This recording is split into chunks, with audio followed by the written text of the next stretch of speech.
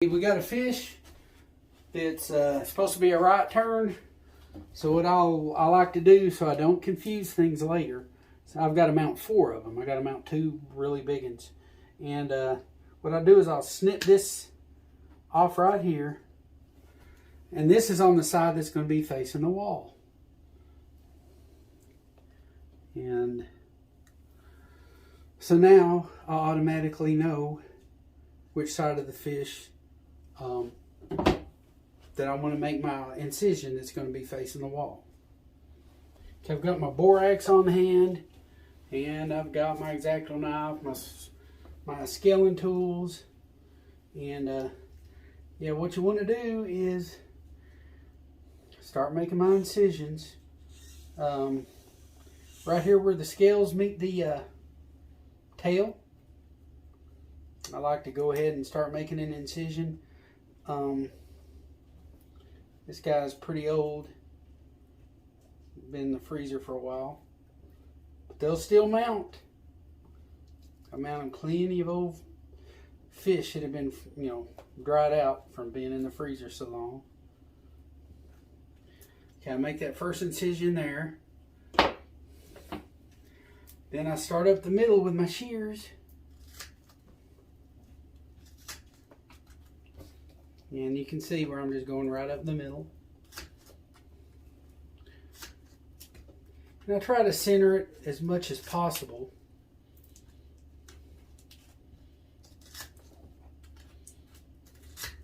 And remember, I cut this. This is a side that's not going to be facing the public.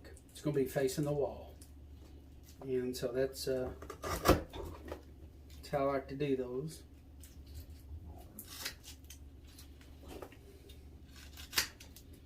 And I try to make sure I keep it centered. And this is just going to be with a commercial body. In other words, I measured the fish, and a lot of times it's better to go ahead and do it before you can put him in the freezer. If he's thawed when you get him. And I just make sure I keep him centered. Keep going up the center. And eventually you're going to get to a collarbone right here. And what I'll do is a little bit above the fin juncture where the fin was connected and the back of the collarbone, I go ahead and cut through the collarbone. I don't cut through the fin rays or the gills. I don't cut through the gill rays, but I will go up to them. And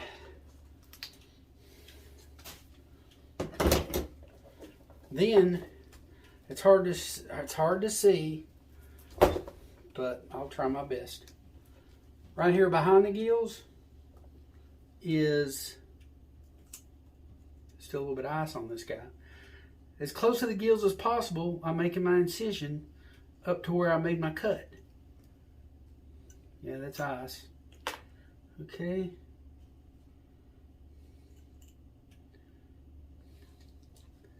Now what that does, it's just a better mount.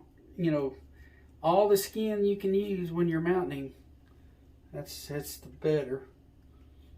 What I do is I get right to that last fin ray where it connects to the body, and then I run my blade just below that on the skin.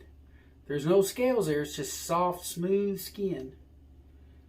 And so that's what you're up against. Soft, smooth skin. And I'll carry it all the way up to the end here.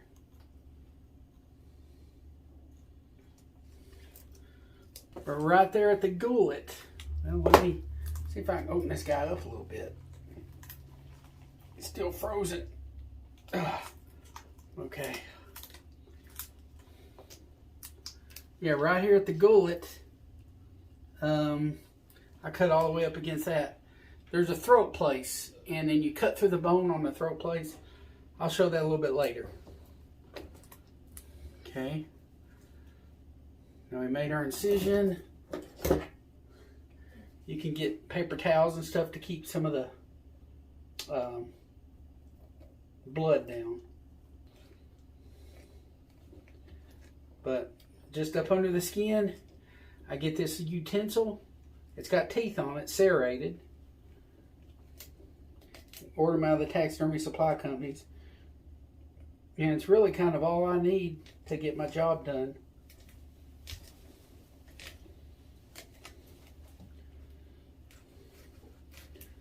And hope you can see it. I'm just going between the skin and the meat and separating it. You know, if I leave a little meat on him, so be it, no biggie. It's going to come off anyway.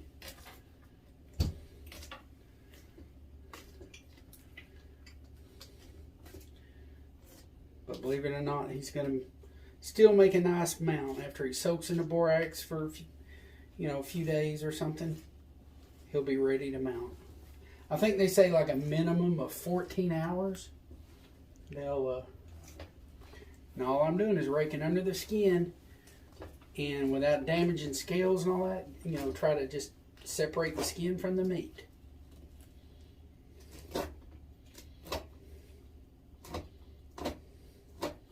He's a little dry. That's all right. Got them all at one time. Got about 4 of them.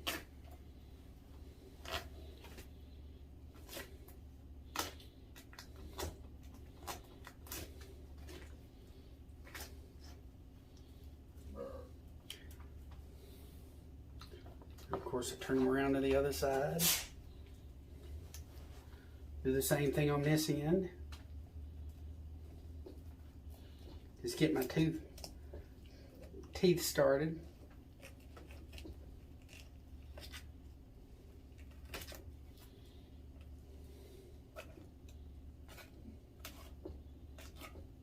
You may have to leave a little meat on him to get the body out. You might have to. Well, obviously you'll do it.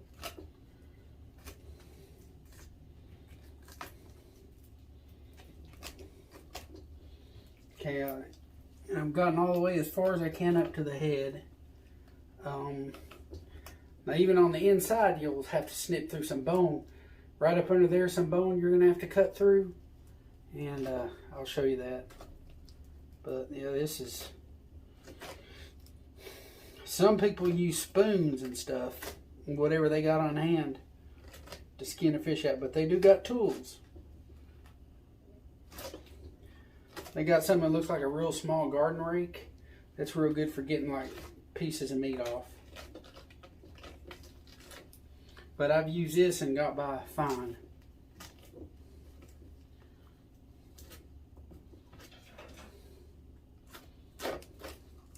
Okay, now go down to the rays if possible. Now here's what I like to do when I get to the rays. I'll show you the upper end first. Well, I'll show you this. So I can, this ray is easy to get to, so I'll go ahead and get to it.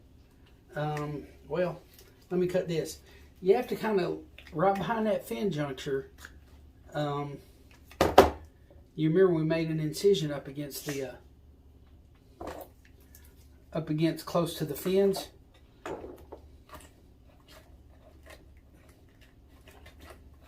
Basically, I can see, in other words, there's something keeping it from flopping over right here, and it's part of his, I guess you could say like a collarbone or something right behind the gills.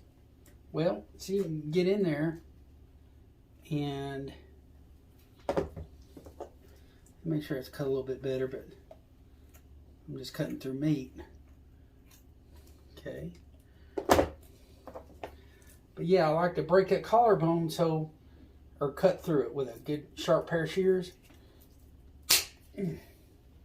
What that does, that opens it up where you can get it a little bit better.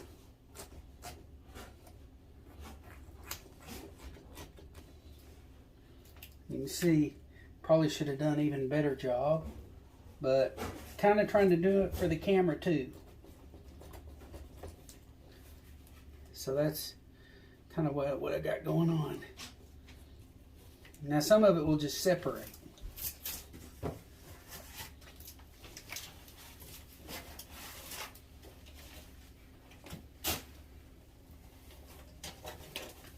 So I'm in the throat area. Kind of wanting to do it where you can see, so I'm doing it upside down, in other words. Okay, that's the throat area. We had to cut through that collarbone to bring the skin down where it would open up. But see, now it'll open up, see?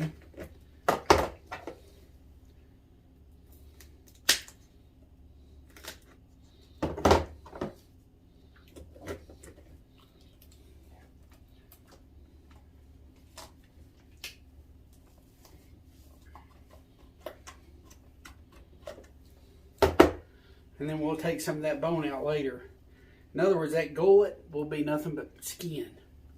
And it's incorporated on the form already. But now on these fins, I'll grab them and get as close to the skin as I can. You can see there's the fin rays. Well, you got to cut through them. You know, it's got to separate. It's part of the body. So what I'll do is make sure I snip through it. Sometimes I use my finger as a guide so I don't accidentally cut through. That's possible. It's easy to do. Whoops. I think I done it a little bit right there.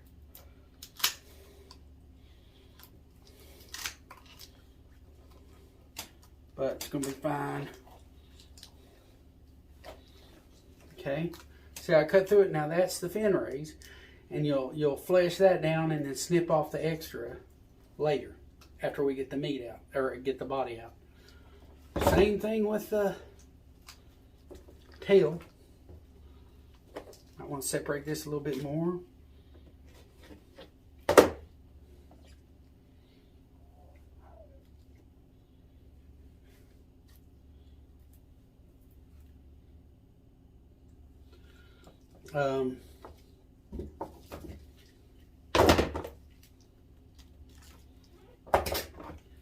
Okay,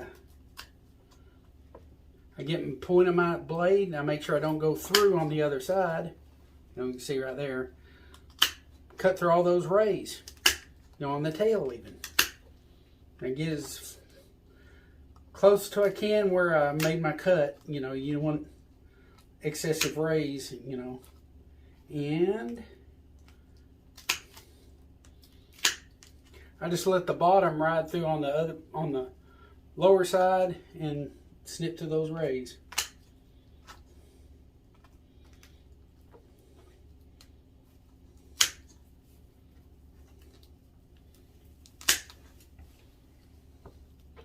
Okay, not too bad.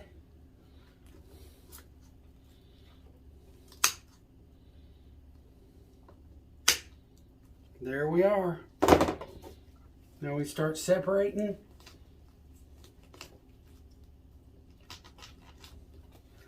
The lower skin, or the skin from the body.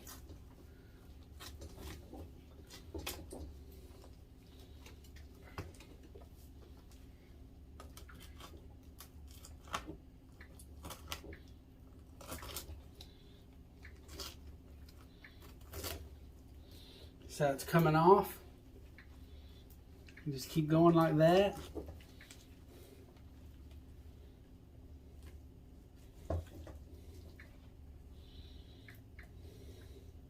Now open that up down there. I can open it up here a little bit too.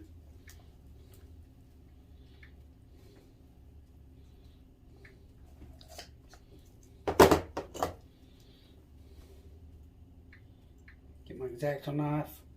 Cut just below that first connecting gill ray that goes to the body. You can see kind of what I got going on. I hope you can. Okay,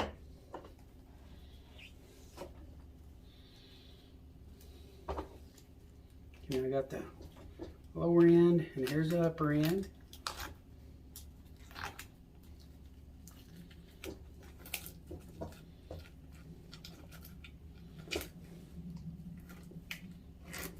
Go right up against these fin rays, and you don't want to go through.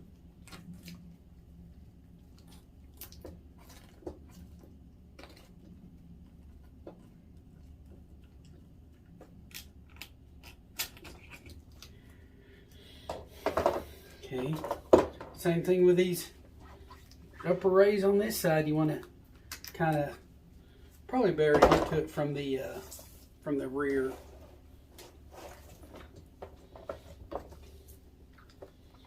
So I get, here again, I try to get up under without going through on the other side, you know.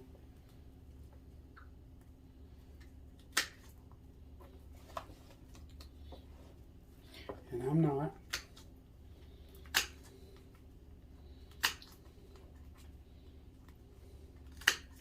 You just cut through all those fin rays. Those rays are connected to the body, to the spine and all that, so they've got to be undone. Or I don't know about the spine, but they're connected to the body, you know. And we're taking the body out, so even right up the top here.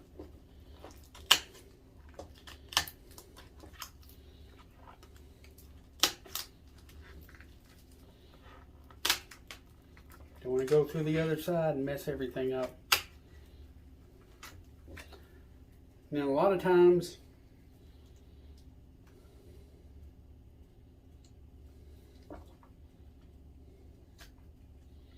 I'll just hit it from an angle.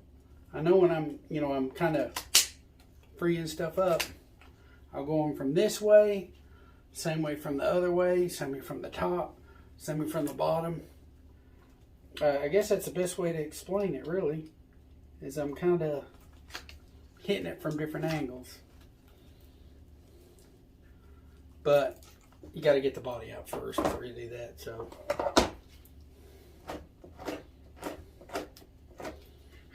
and I got borax, plenty of borax to help me out.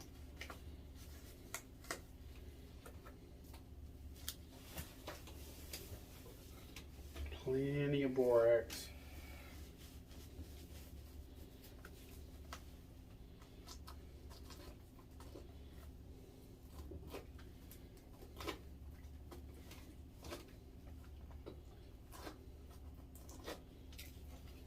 Now, a lot of people probably go ahead and cut through the throat, which you can.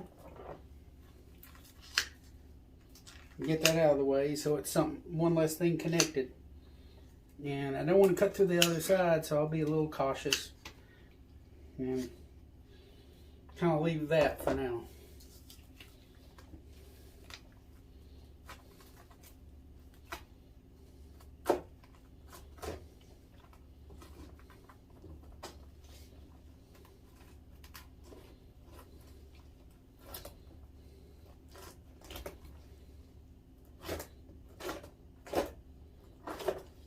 Yeah, I guess if you're, getting a fish ready to eat, you might could do it about like this too. Bones and all. Okay.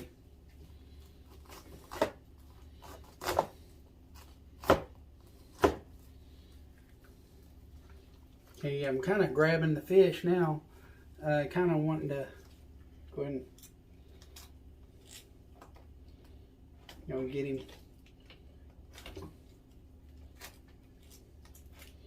Get his body ready.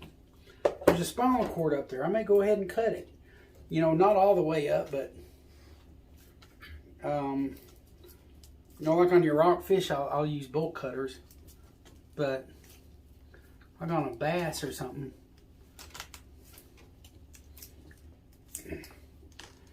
I don't think I have to use that.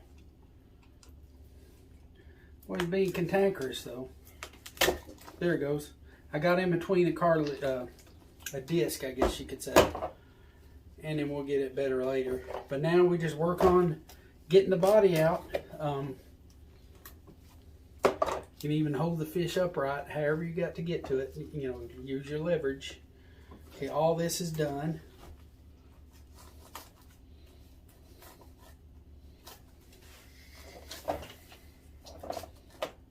Now, and kind of giving you the idea, I'm doing it like this so you can kind of see what's involved and what we're really doing, which is just taking the body out. The only thing holding it right now is the skin. And then we got to clean up and take out extra spinal cord, extra brain matter, Stuff like that will come later. But you can even hold the fish, go up on the side, like so forth. Not the best way to do it there, but okay.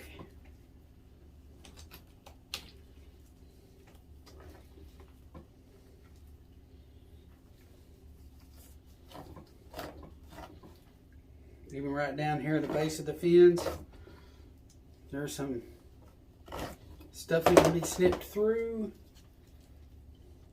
It's right there at the base of the fins, there's bone. And they're connected. Both of these pelvic fins are, they got like a little bit of bone between them that you'll snip off. And you can go ahead and get those now, like if you desire.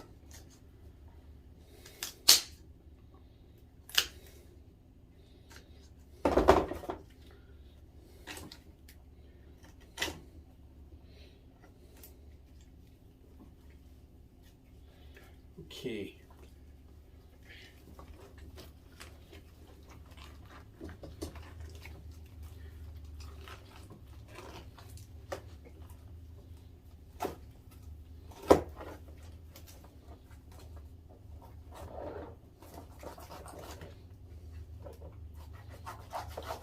And don't do anything that you're going to risk putting a hole in on the other side, of course, by any means. Don't want to do that. There's also a fin juncture that you come up to that you've got to cut out. The one we cut on this side, the other side has that too, see?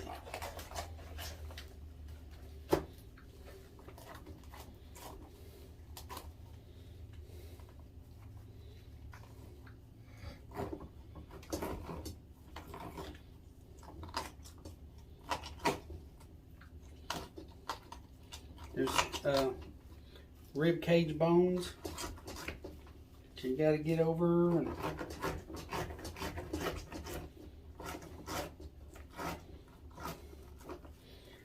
been a while since I skinned a fish out, but it's still, I have a little bit of memory with my routine to do it. But it has been a while though.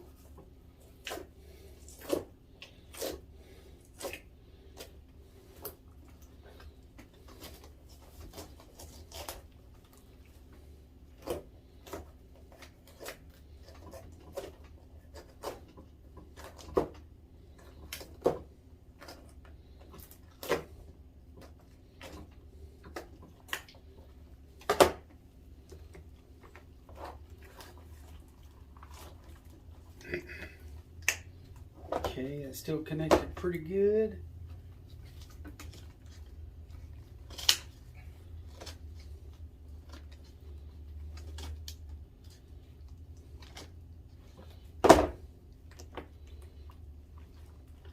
I'm kind of grabbing. Sometimes that helps.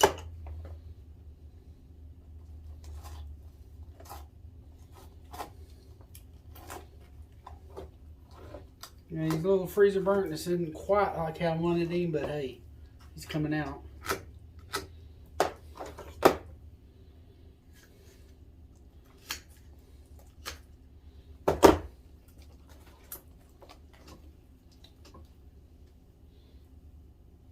There's the body, ditch the body. You got all this to work with. And then what you'll have left, you'll have the throat and some of the spinal cord that I didn't get. Now I come in, unless you want to flesh some on him or something, but I'll tend to go in right, I guess right there where the brain pan is, right below. I'll put an incision on the sides. See.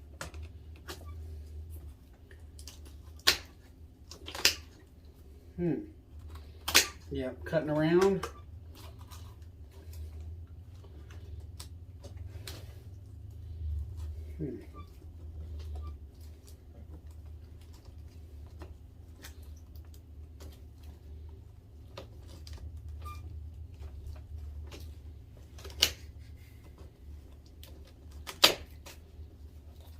cut through some cartilage on the spine, and then I like to just twist, get that stuff out of there.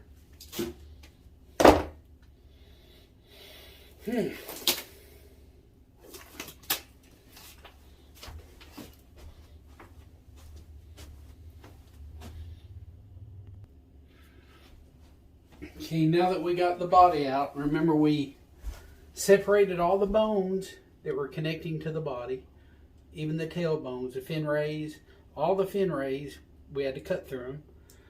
Now we've got a bunch of meat that's got to come out. So I get my borax. I like to get everything good and kind of dry.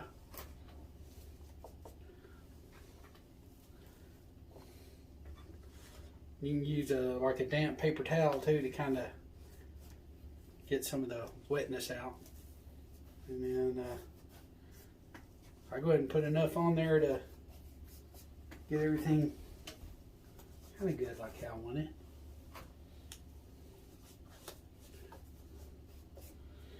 But now, well, since I'm in the area, right here's the throat. Remember we cut that meat out of the gullet. I'll get that more later. But so I can already get to the skin. Just the skin.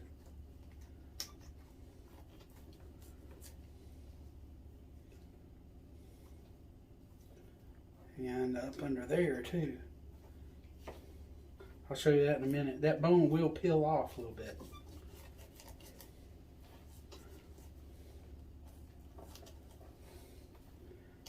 Now I'll take this down as far as I can.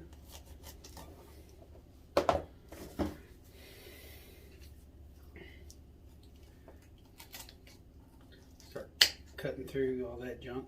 This is the fin juncture for the back. This is where we cut that fin. There's a lot of meat right in there.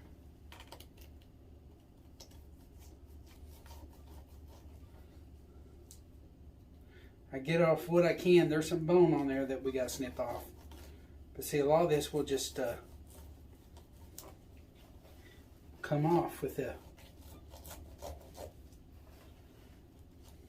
good raking motion. But you got bone and cartilage where the fins were connected to the body. You got to watch out for those. Definitely.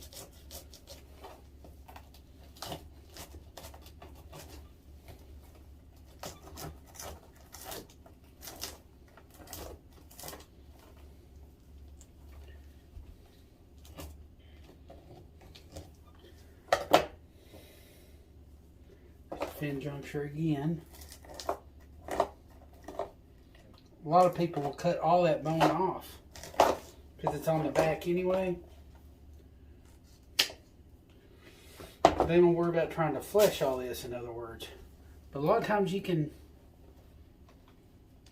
peel the skin a little bit and get down as far as you can before you have to start cutting stuff.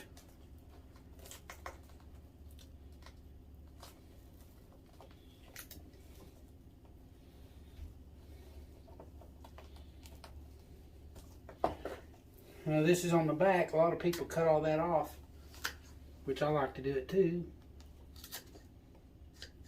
It's just all bone. Now it's just fresh meat. Turn the fish where you can get at him real good and start raking down and getting all that meat off. That's what I do.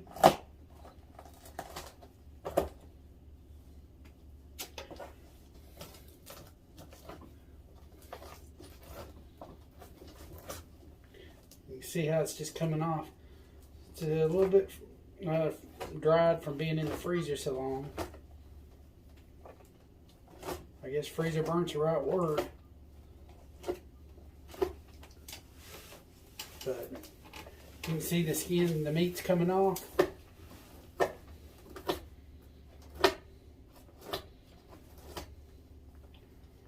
It's coming off nicely.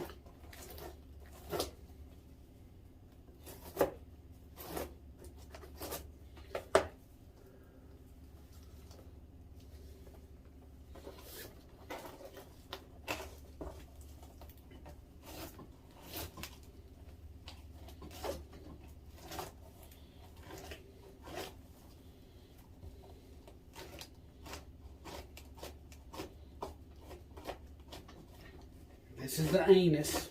So naturally there's a hole right there.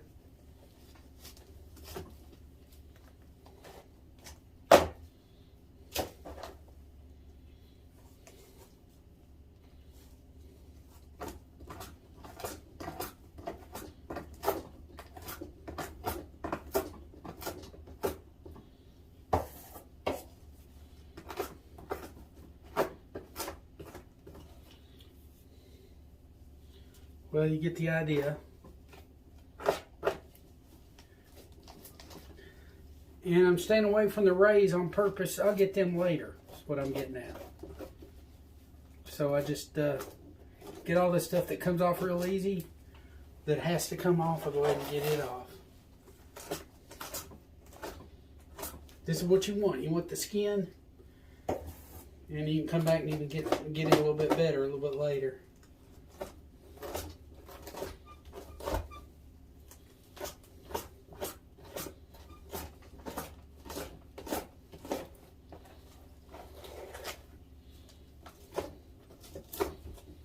And basically we're just doing what we do on everything. We take the skin off, flesh it real good, and put the fake body back where the real body was at. So that's basically what we're doing.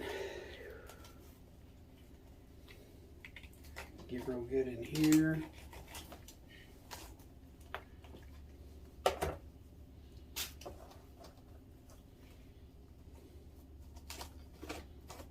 Here's the anus.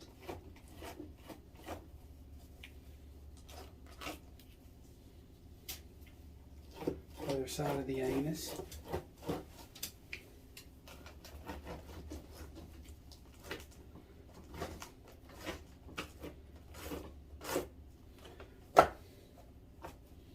Yeah, I usually get good enough with this, but they got other tools to help you out if you need them. Got something like a little bit like a small rake or something that rakes the meat off, and that works pretty good too. But you can get by just fine with just this. So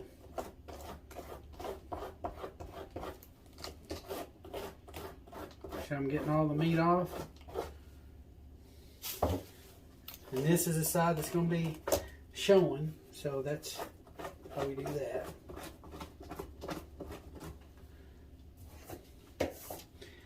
But I'll get back with you when I do something a little bit different.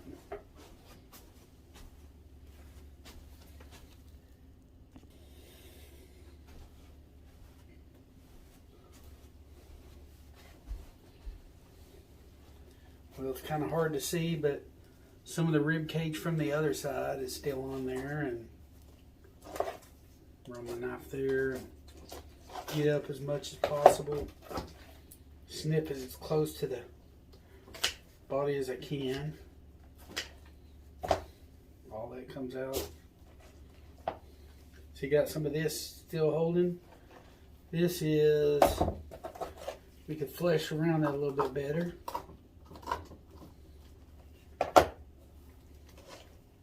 But this is, these are problem areas. I'm going to go ahead and show them to you. Okay, like right here. Okay.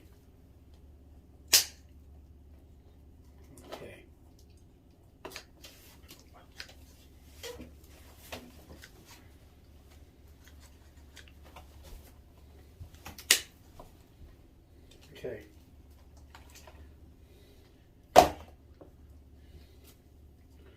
Okay, the tail. We can get the tail a little bit better. What I do is I run right up to the tail.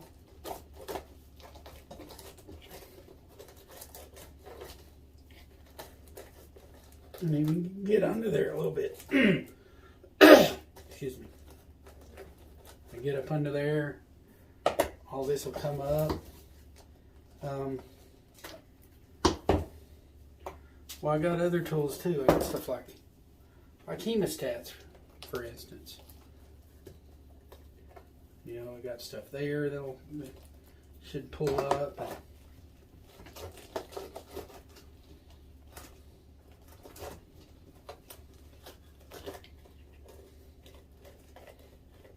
that skin out good on that side.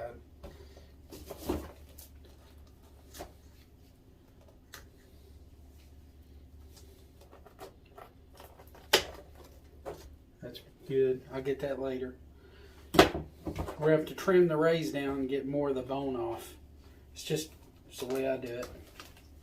Right here at the fin juncture, that's these two fins here. They still got a bone between them that's connected, but we'll worry about that later. Remember, all this meat can come up, except for what's in between around those fin junctures there. So all this has got to come up. That problem area, kind of. That's kind of a problem area. Not really. But you just got to be careful with your serrated edge is what I'm getting at. And I probably can't get no further there right now without ending up putting a hole or something. Okay, cut through that bone.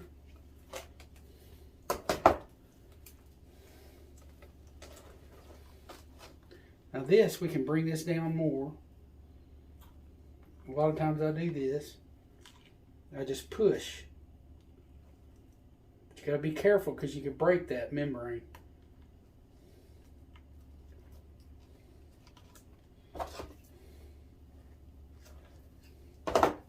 But you get what I'm talking about.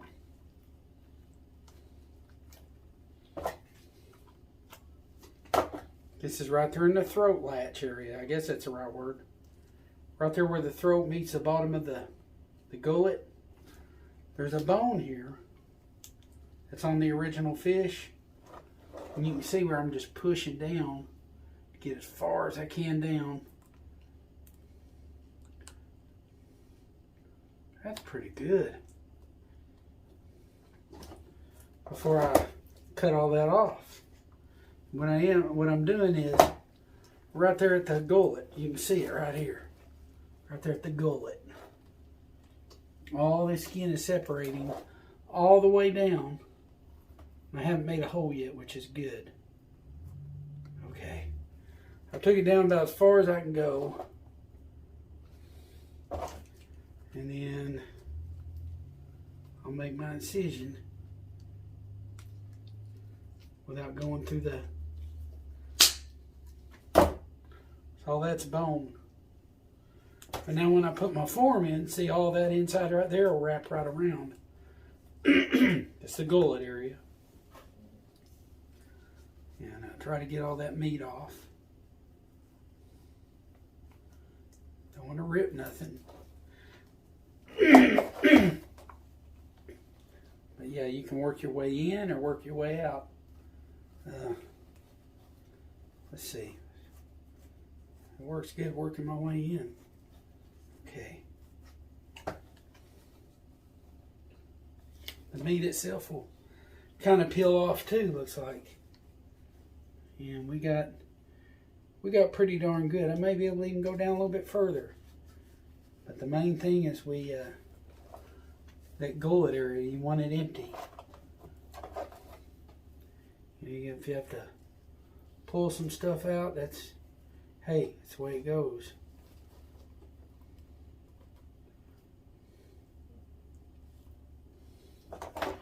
Actually, that's exactly what I had to do. This is the bottom of the throat. I guess is the right word. Bottom of the throat, and all this stuff will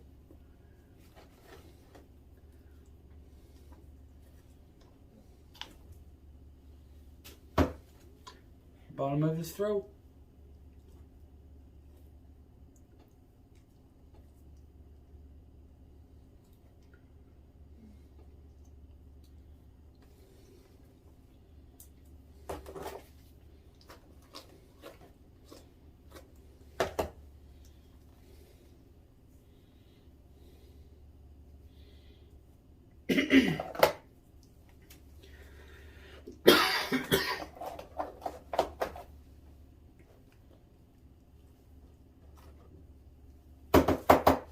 There's the bottom of his throat right here, see? There's where I cut through his throat. There's his gill rays. all that's been cleaned out. It's just the bottom of his throat. See, I left a little bit in there.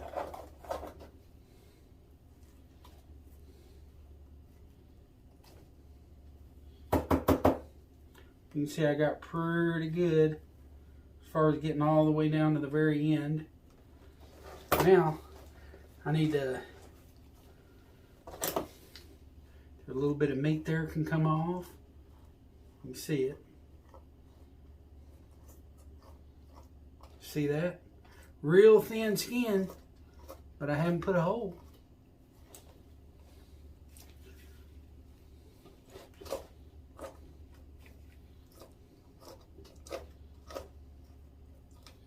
See all that? Now here's some bone from it's the pelvic fin on the other side. And see, I can even kind of do pretty good as far as, you know, maybe a little bit, but all that bone's got to come off. You're going to have to cut through it, but you can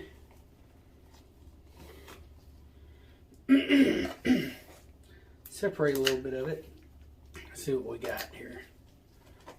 Sometimes the best thing to do is start cutting through it, and as far as the bone. Okay, see what we got here.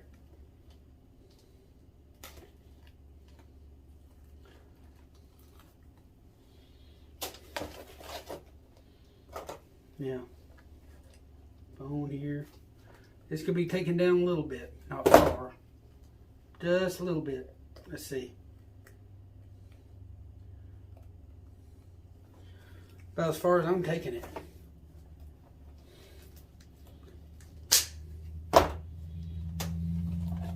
There we are. That's the fin juncture. All this is pretty well taken out.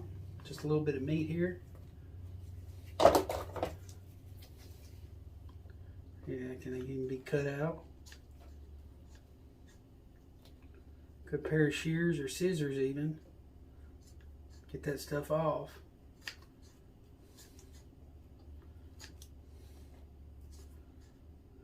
Look at that. Just a gullet.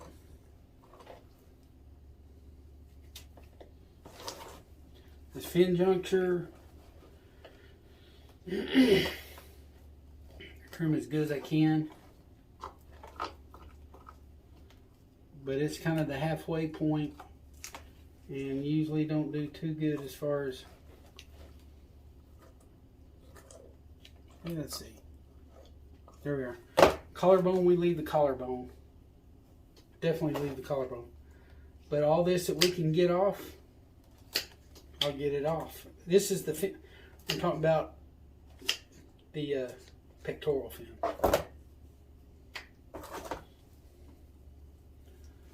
You can see it. A little bit of meat in there.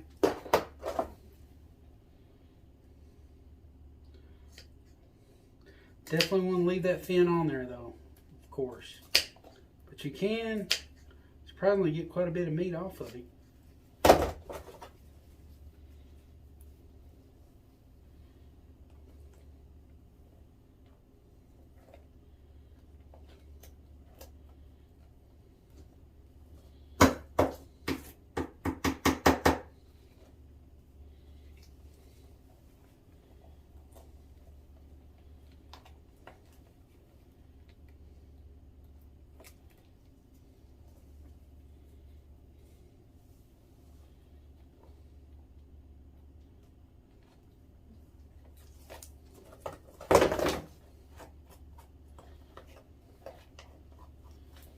Looks pretty good. In other words, all this muscle under this fin, you can get a lot of it. I try to get a lot of it. Use whatever you can to, hemos and stuff like that. Scissors. Whatever you gotta do to get him. And get him like you want him.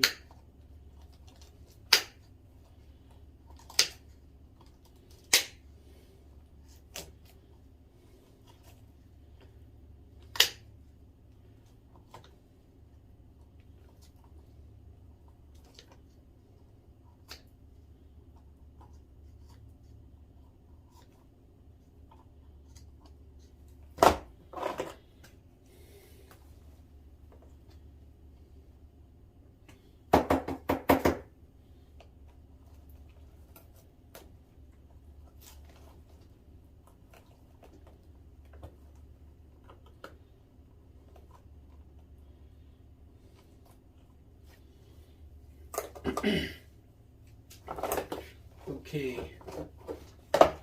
Now we're getting all that stuff in there.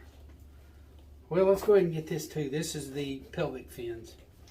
You can get so far down with that stuff.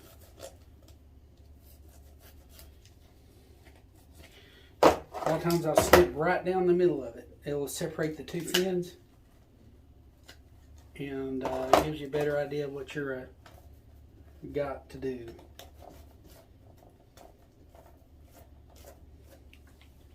Okay, there's that. They're separated.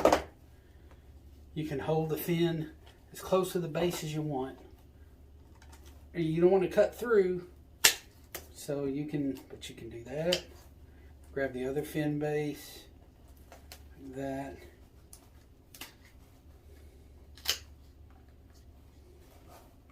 Remember, I cut through it already.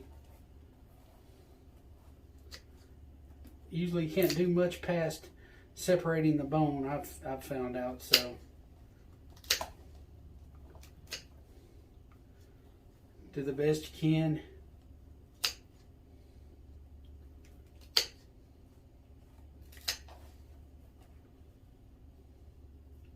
You can get pretty good though. In other words, object of the game not to put a hole there, but I do it a lot. So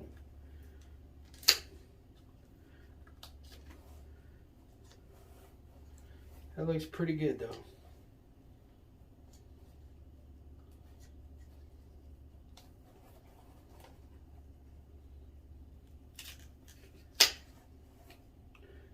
Yeah, don't want to get no lower than that.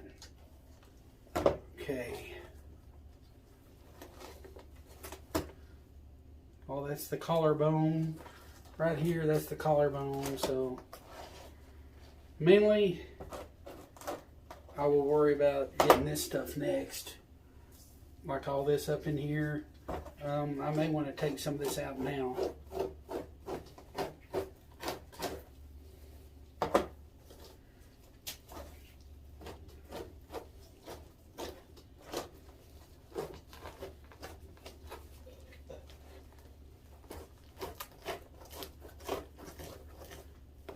You know, everybody does things different. You may want to go ahead and get the cheeks next. It's up to you. A lot of times I just get this body.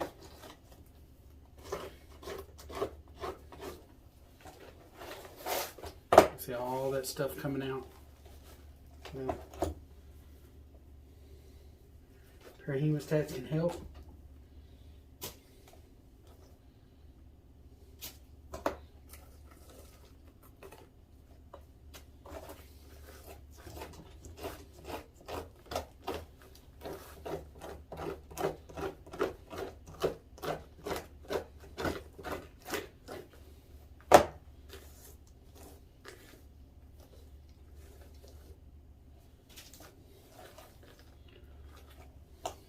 Coming out pretty good. Just try to make sure that you don't have like big chunks of meat in there.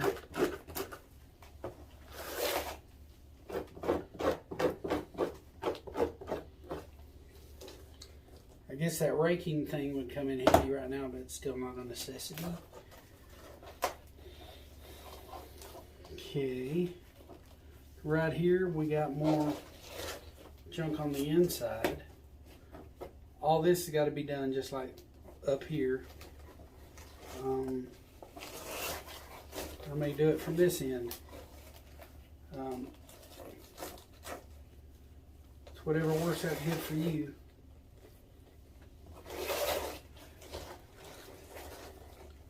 Yeah, right here. Now what I'm going to do is start on the other side of those rays. We'll get the rays last. Like, as far as fleshing them. Basically, you take all the meat off the rays. And that's how I deal with that.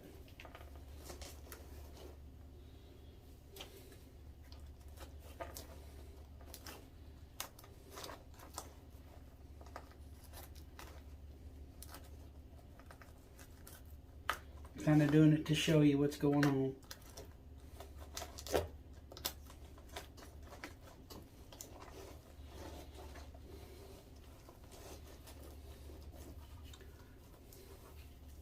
I try to rake down, like, you know, the way the scales are laying.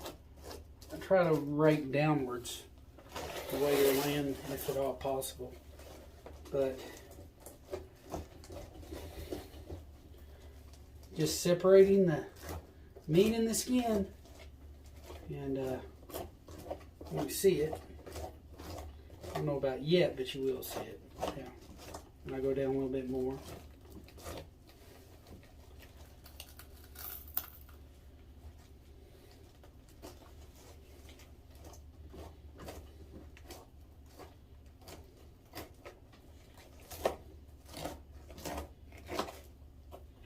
But you're seeing how that's coming down.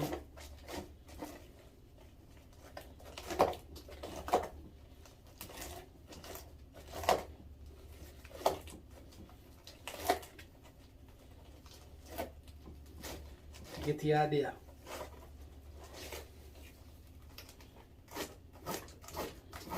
See, I stayed away from the fin rays. There's meat that's got to come off on both sides of those rays, but we're not worrying about that right now.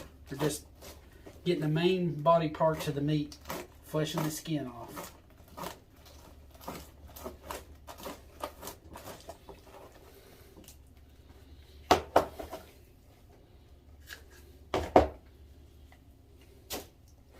So all that came from here.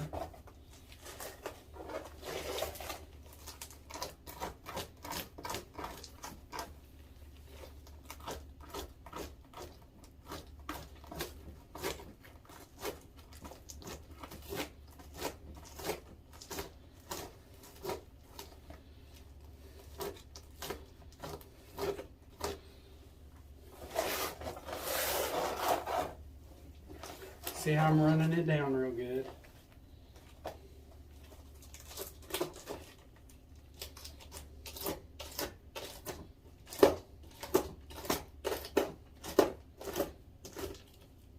There we are.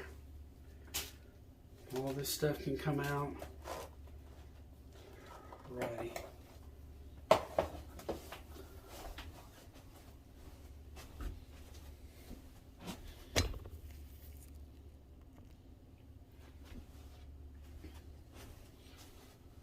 Okay, now right here along the fin rays, this just happens to be the anal fin.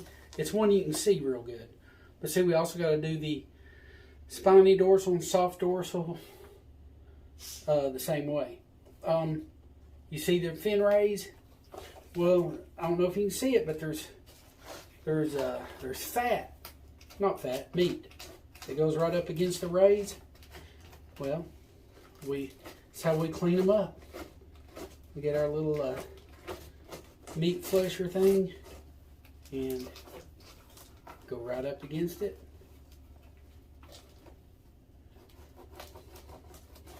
Up here at the anal, there's some stuff going on here. I need to use a pair of scissors on that. But even on this downside, I can turn the fish over if you need be. But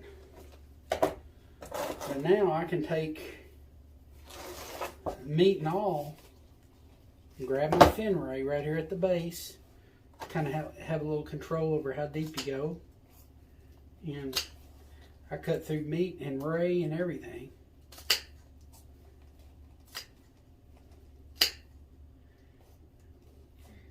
And I try to get as close as I can without going through,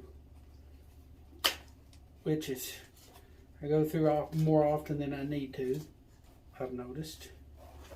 But, okay, see how I got real close with the rays? Get to do a little bit more straightening up on this side. A little bit more right there. A little bit more right here. But you get the idea. Rays.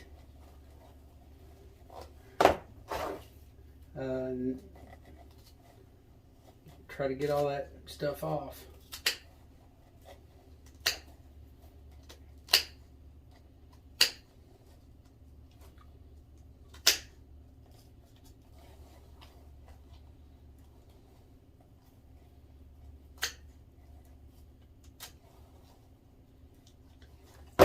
Now you've got fin rays.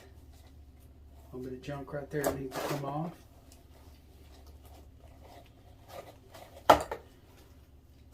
But they're completely fleshed out.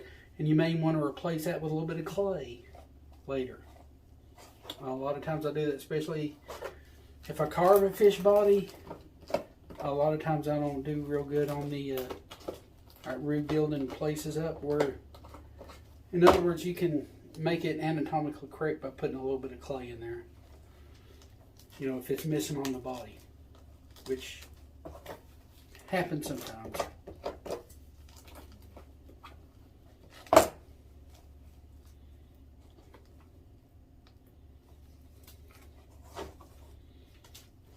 Okay, we got that. Got that. We did these pretty good already. Let's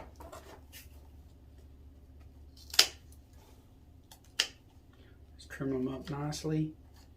Get any excess stuff that's going to interfere with the mount. Get it off. Now we got this big long one to do. I may go ahead and start here at the back. You know, sometimes I think I actually I may decide to go ahead from the front for a ways.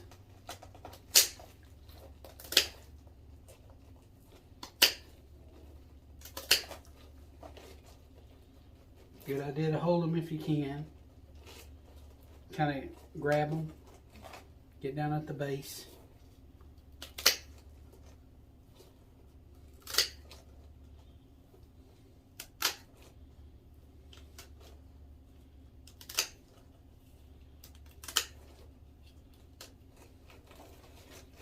Wow, that looks pretty good. I actually forgot to go in with my little fleshing utensil first. Work your way towards the fin rays, you know, where they've been cut. You can see it, little layers of meat right there on both sides. Now, you want to get that up. Kind of want to do it where you can see it. But you get the idea.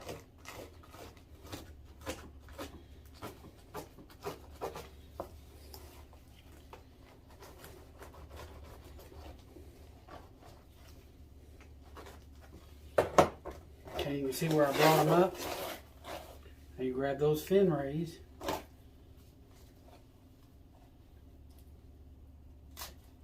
It does bring them up a little bit.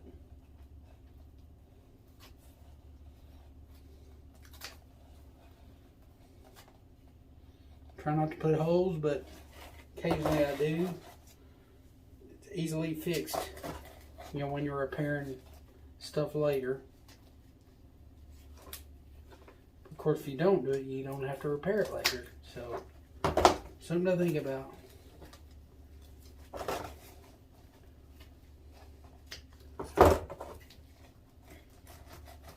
I think you see the idea.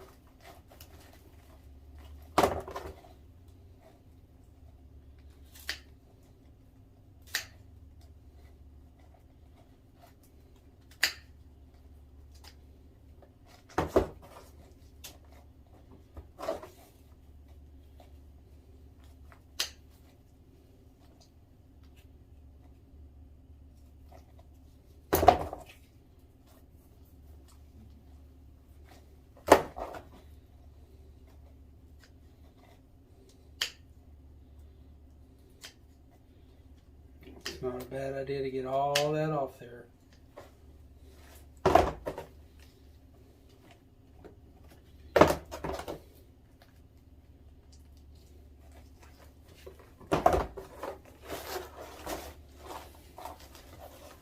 And you work that way up so far, and then you get to the head, and then you're kind of in the good as far as having to do this.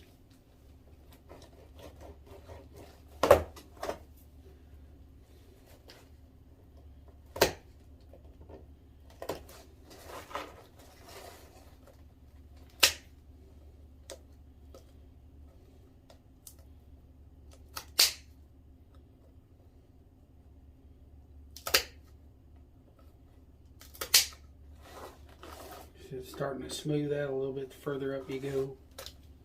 Now you're all cartilage.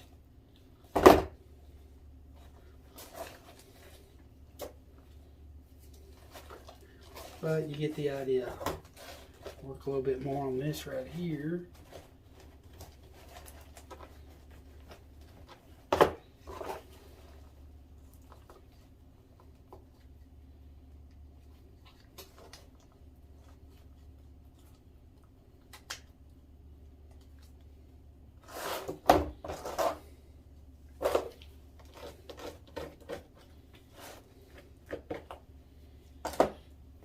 Okay, now we're going to worry about the inside here. I'll go up about as far as I can go, I guess. You know, within reason. I'm going up somewhere right in there. I cut once there, cut on that side, and then do the same thing on this side. Go up underneath. Cut through the brain pan. Get all that junk.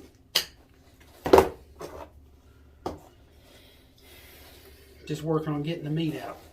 And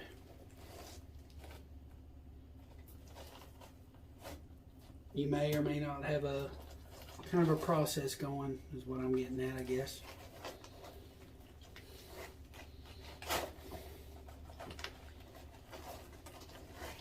Yeah.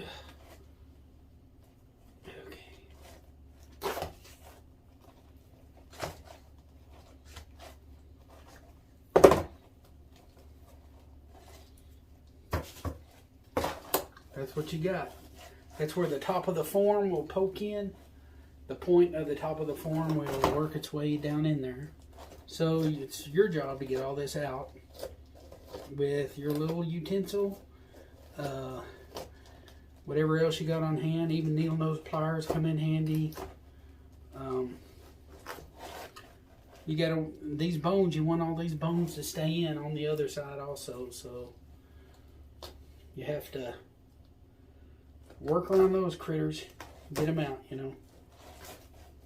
Okay.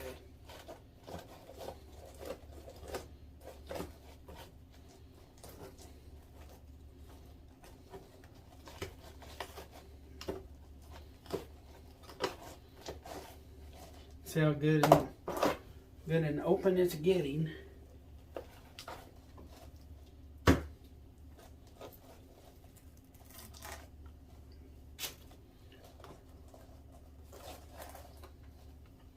See how we're opening up? You just keep working. You get to the brain pan, and I may want to use some needle nose pliers for that, if I got any. I mean, I got them, I got to find them. But you get the idea.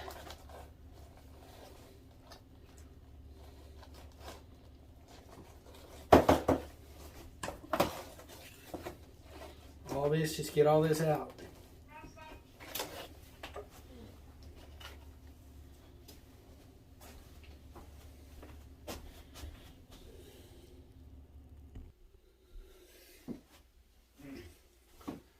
Okay, a little bit of meat to get off in the head still. You can see it right here. And basically, you know, from the other direction, of course, but see it coming off.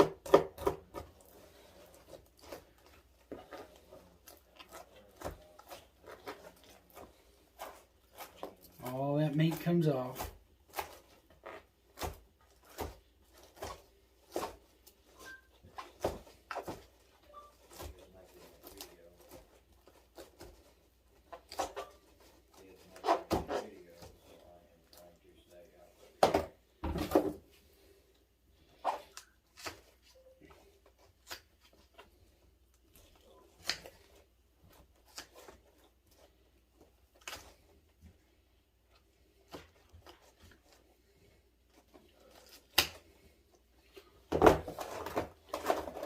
Now there's one more thing I like to do as far as getting the brain pan. Yeah, it's basically just a piece of bone. I think it's kind of like the piece of bone between the eyes that you'll see. But basically is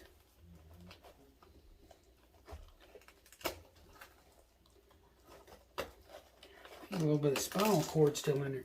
But I twisted and crunched, and even without knowing exactly what I'm grabbing, I know I'm getting out what's got to come out, if that makes any sense. And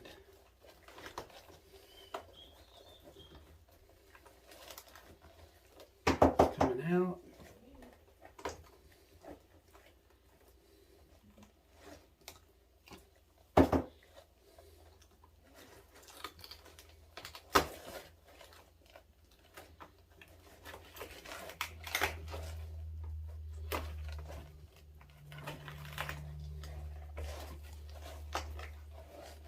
Twisting motion works the best. You get the rest of the remaining spinal cord out that way. The brain pan, all that stuff just comes right out. A pair of needle nose sometimes helps out real good with this. You can hear the crunching sound.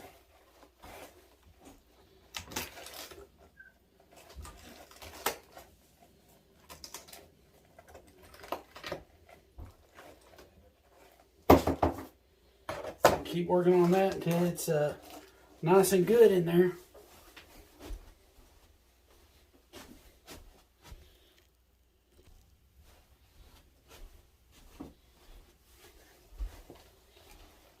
Okay, still a little bit of the fin ray thing going on there, getting some of that off.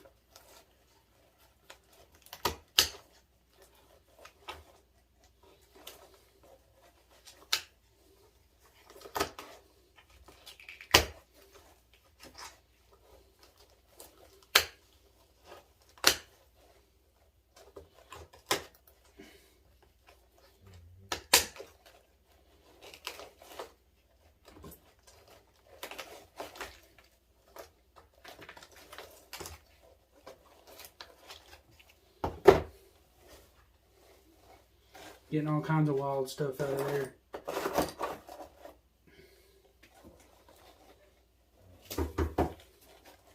It's all the meat in the head. You got to get it out.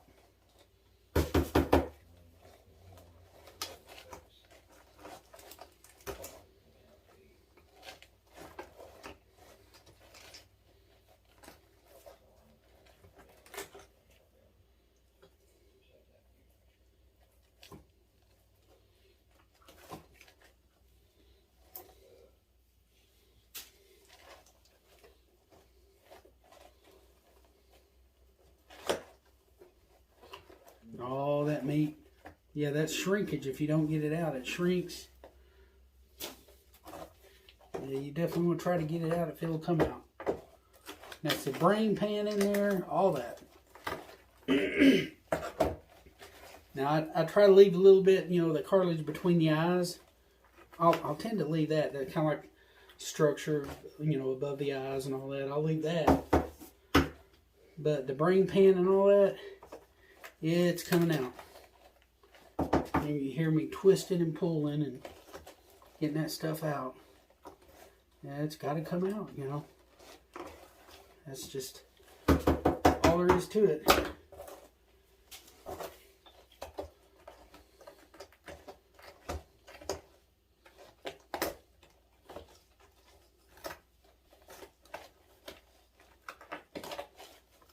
And right in there, yeah.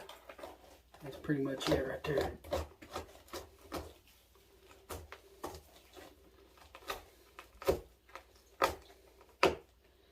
A little bit of a freezer burn issue right there.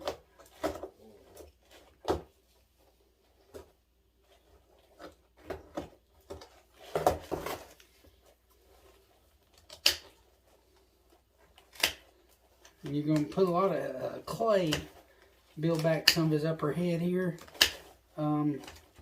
When you're mounting, and yeah, I tend to do that.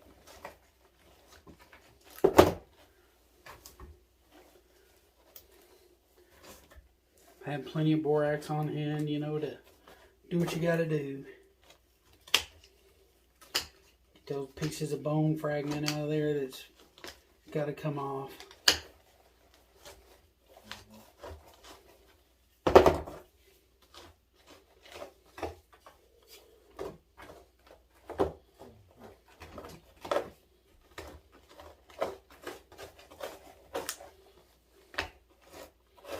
Basically, you're going to have an empty spot where the top of your forms are going to go with a little bit of clay on it. And it'll go right in there.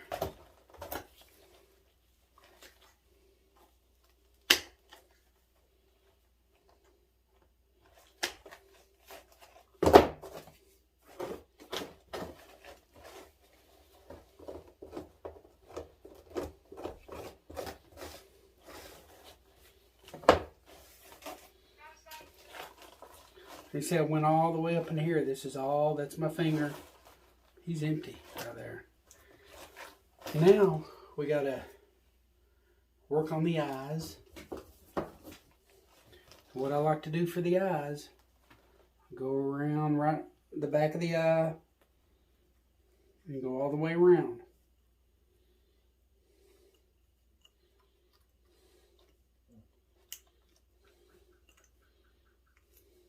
Just like I do on ducks and anything else that I'm going to put fake eyes in, you know, that.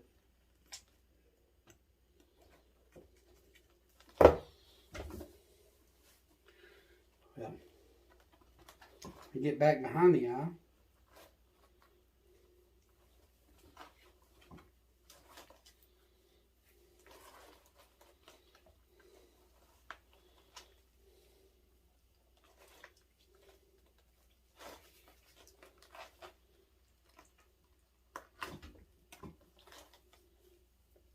Pull the eye out.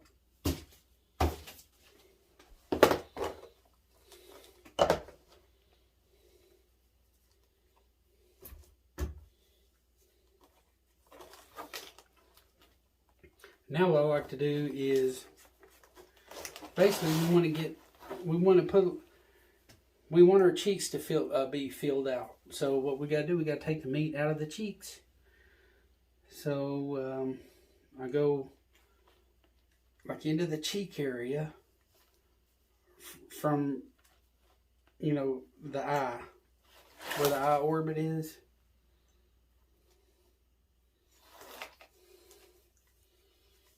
I'll try to get a better explanation here.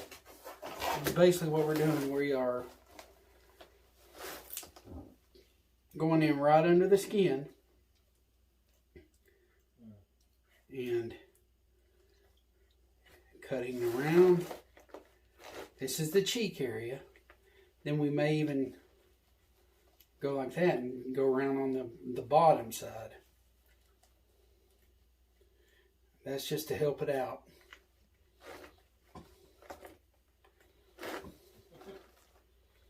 And you got to do both sides this way. This isn't even the show side. But I get this, I go all the way down and dig that meat loose.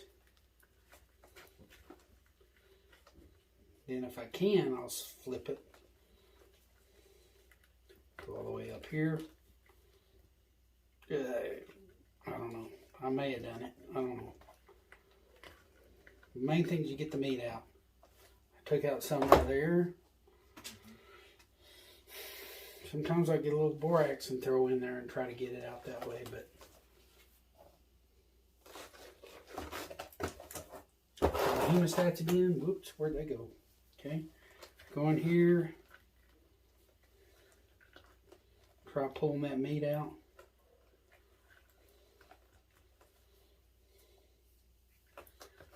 This is the best way I know how.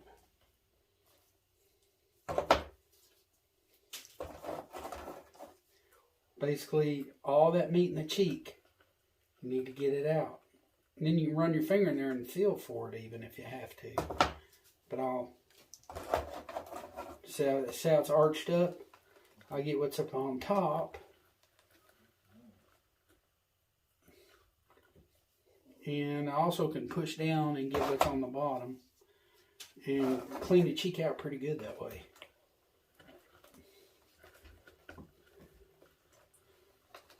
Now I know like on walleyes, people will cut this cheek meat out and save it. So, and there's some other fish species they do that with. But I just get in there and try to get that stuff out.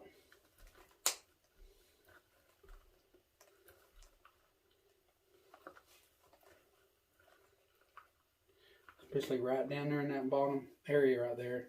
So I pulled out a bunch right there. Now this will help too, is I'll get a bunch of borax and pour down in there.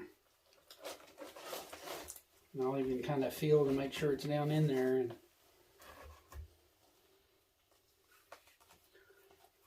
push it down in there if I got to a little bit.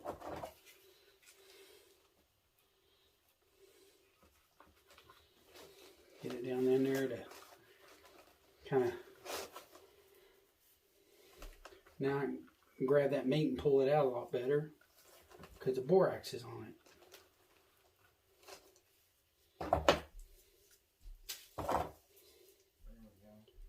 Get around the eyes.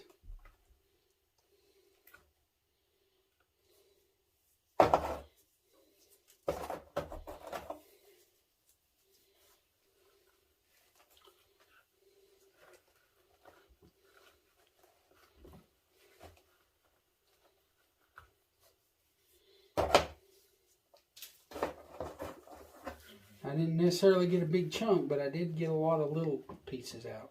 In other words, I got it out however I could get it out.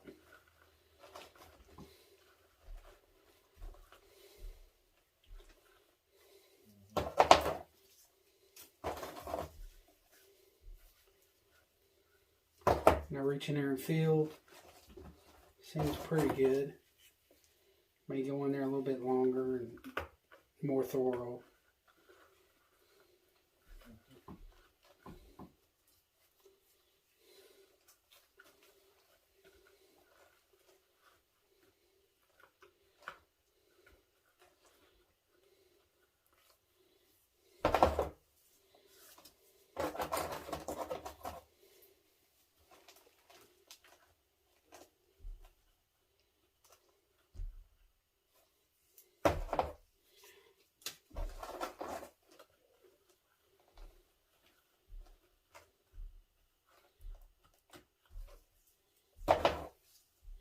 Now you do the other eye the same way. You just want to make sure that cheek all the way to the bottom. You want to grab that meat and pull it out.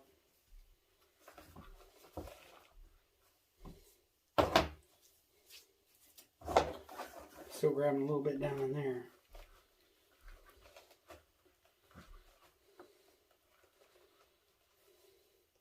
You know, we just want to feel the cheek out. We're not going to overdo it. You know, have a frog looking fish or anything. But we will.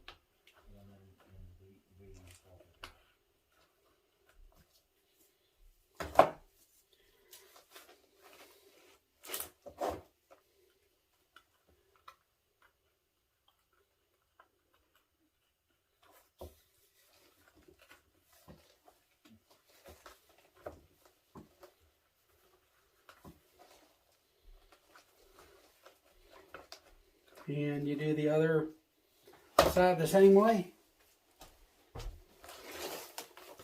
And that's the show side. It's going to be a right turn.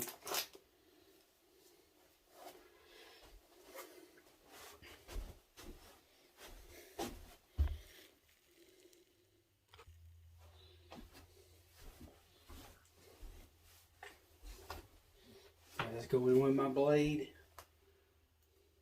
behind the eye.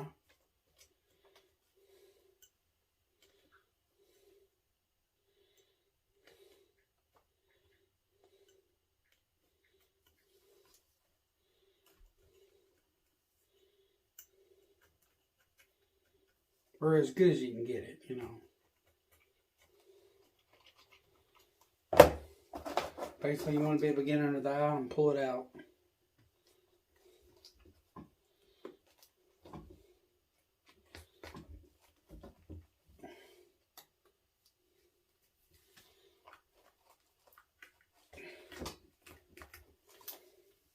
There we go. again, there's always like a little water in there. Go in there with some borax. And here again, get my, well, cut some of that off.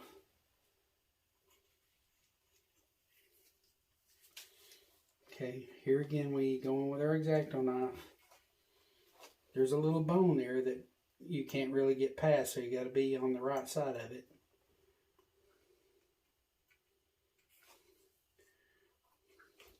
You get just up under the skin. Start running that blade up through there.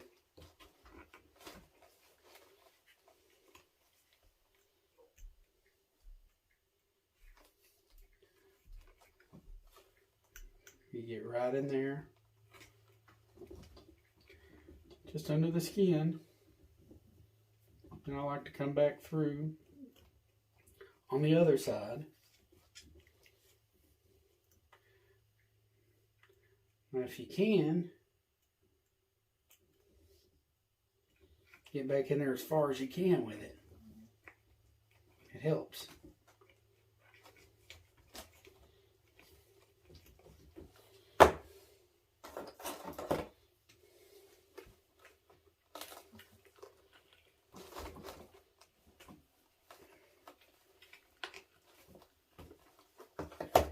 Helps get a little borax down in there.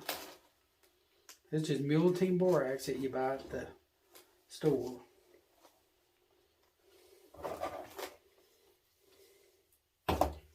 Nothing special.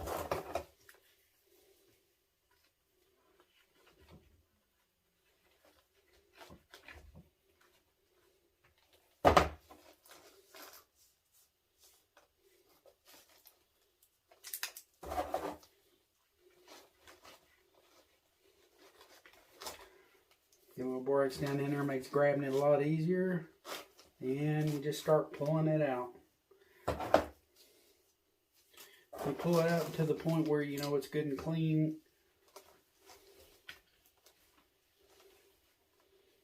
Nothing looks worse than a fish with no cheeks. I've seen it. Where maybe the taxidermist forgot or didn't care or both. And it don't look good.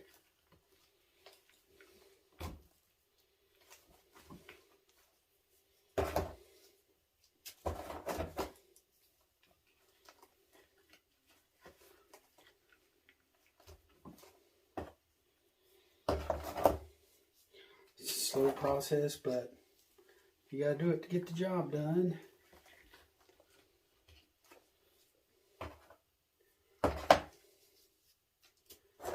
Try not to leave none that's not taken out. That don't help.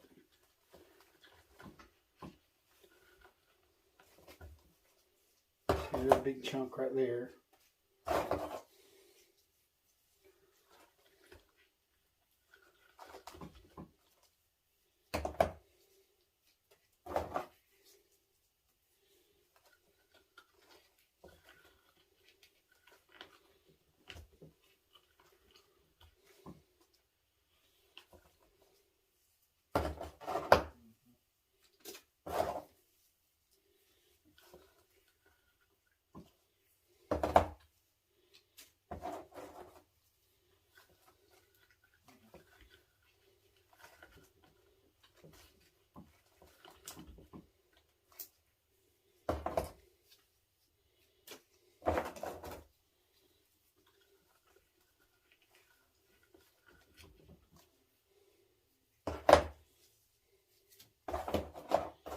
You might want to roll this in there and rake out a little bit and rake some of that meat off that may be sticking.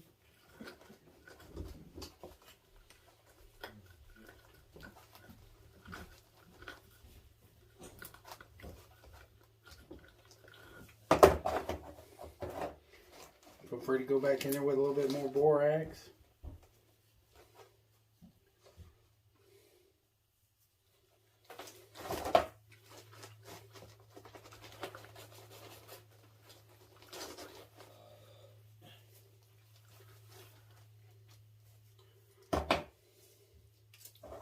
Keep going with it.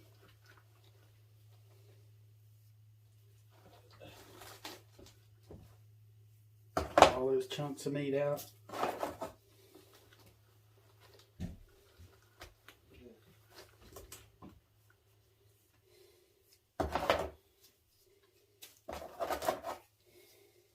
Sometimes it seems like I'm pulling a little bit of the meat off the skin from inside. I'm doing that. And I'm also getting it off, like there's a bone back there. I'm getting it off of that.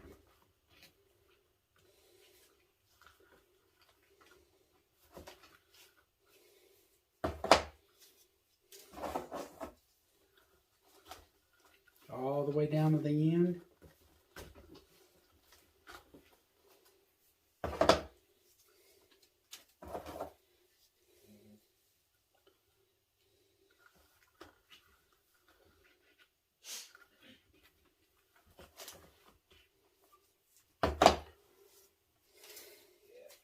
Now you get ready to put it in some water. You know, you reach in there and feel, make sure there's no meat in there. And we put it in a solution of borax and water. Okay, just got some water. And I want to saturate the water with borax. And the way I do that is just get some Mule Team borax from the laundry detergent section.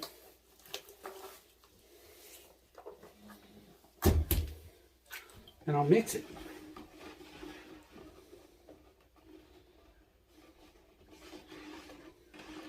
And you know, I usually use a round one, to be honest with you. And I'll let the circle spiraling motion kind of dissolve the borax. And when it's saturated to full capacity, then borax starts building on the bottom. So it's usually a round bucket, but hey, this is all I had for the time being, so it'll work. You know what I mean? So I just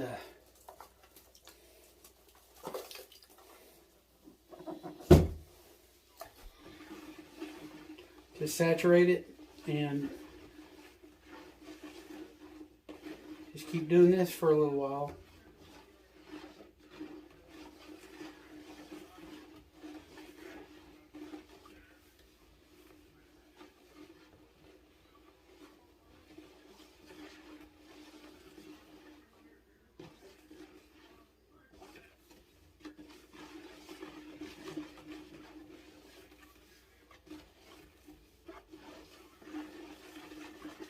Just keep spinning it. And when it's done saturating, it'll build up in the bottom.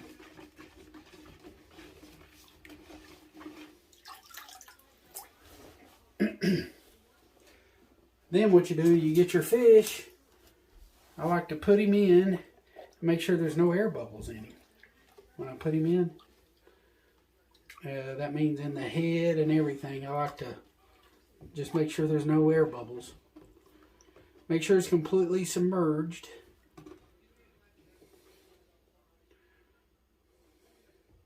Yep, and no air bubbles. Definitely no air bubbles.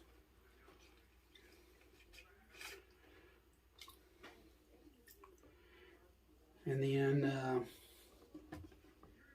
even pushing in on the cheeks, make sure there's no bubbles there. Then what I'll do, let him sit a minimum of 14 hours, but as long as 2 or 3 days. Make sure that borax saturates real good. And I just keep it in a cool spot, like in the house or something, or in your building, you know, around an air conditioner or something. I don't care. It's what you do. Let him saturate, soak in this borax solution for 2 or 3 days, 14 hours minimum. He'll be in fine shape.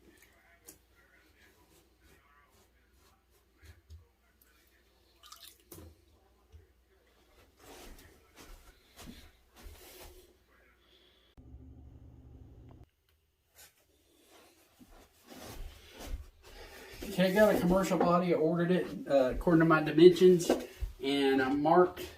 You know, I kept good records. I noted the turns and everything before I order my forms. So, but you're going to get flashing that you want to get off of them. And a lot of people will use even like a paste on there. And a lot of times when I carve bodies, I'll use silicone and just kind of smooth it out. Silicone don't want to shrink that much, and thus the application with like bird feathers and stuff. But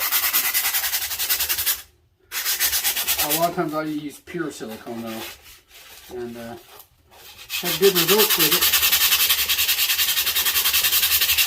But as you can see, just taking the flashing off, that's my main concern right now.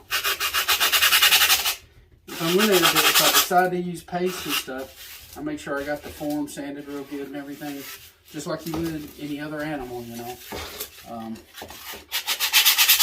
lot of times I'll put a little clay where the fins are going to be, which show up on these forms, which is something else I like. You don't, no guesswork where the fins are supposed to go. So that's another plus. And you may have to break out the hard stuff like a rasp or something sometimes to get some of this stuff out. But you kind of get the idea. Just smoothing down all that stuff where it's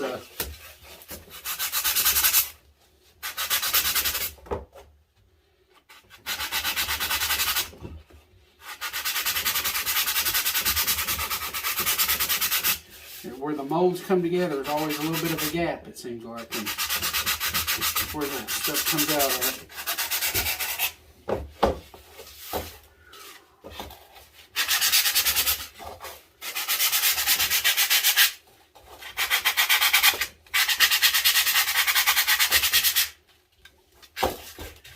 I may even show carving the body again, but I've got other fish I got to do that I have to carve a body for. Got to do a carp of all things, and I opted to carve a body for that.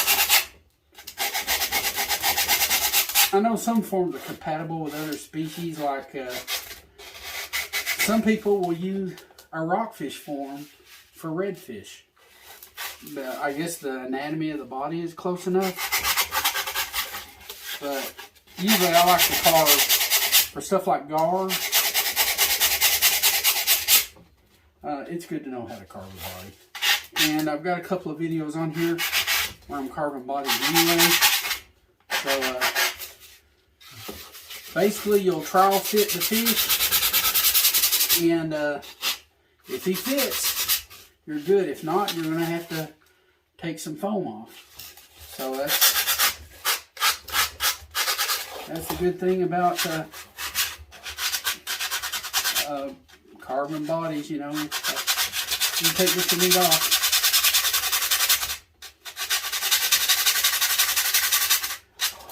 Okay. Make sure you take the stickers out. Now I'm going to try for a trial fit.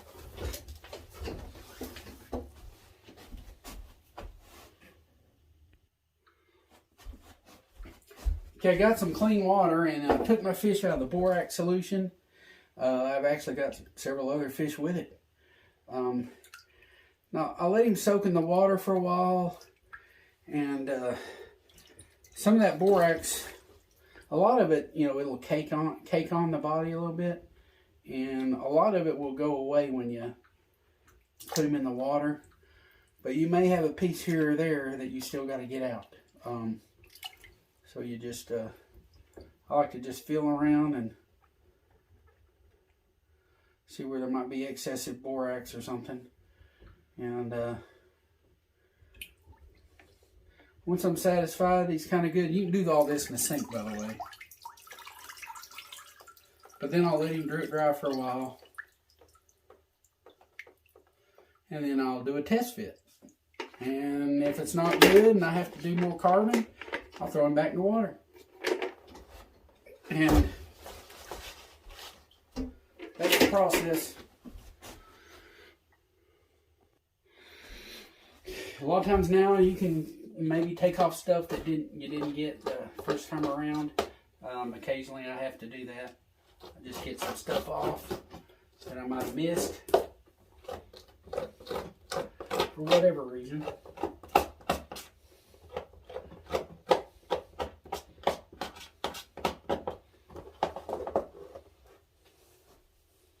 Might have to clean the head out a little bit better. Just look at stuff, make sure it's good and clean, or clean enough, and get it off. Okay, let's see what kind of fit we got on this guy. I know his head's got to go up in here. Probably not in the camera. Let's see, I may have to back out a little bit.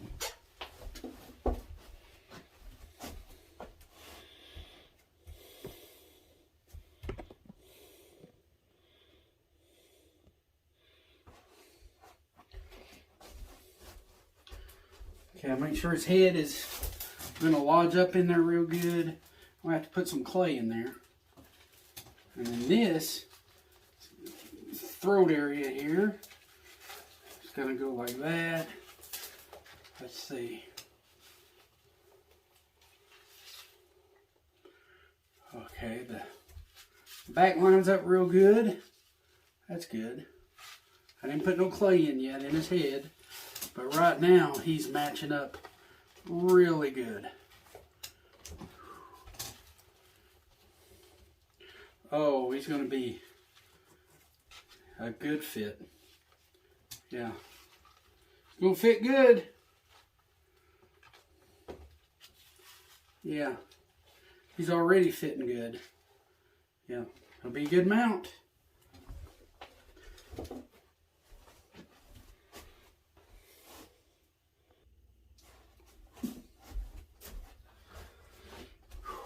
Okay, got a little bit of just regular potter's clay.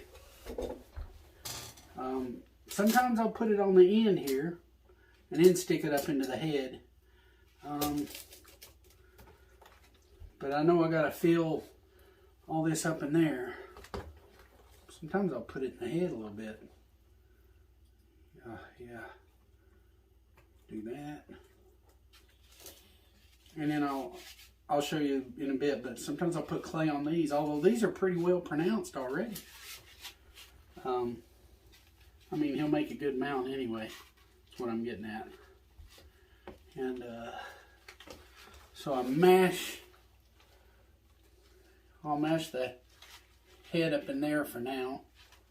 And a lot of times I get fish smell on me real bad because I get into my work, if you know what I mean.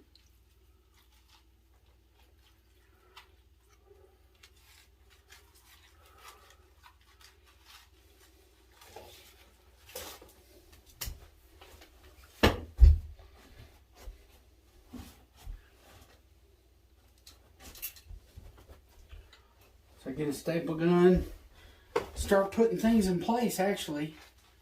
And I know I'm probably not in the picture real good, but I may put one right there. Kind of setting the head with the clay a little bit. That's pretty good.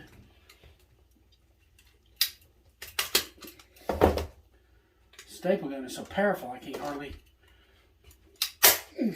There we are. Super strong. Okay. Let's see what we got going on here. That looks good there.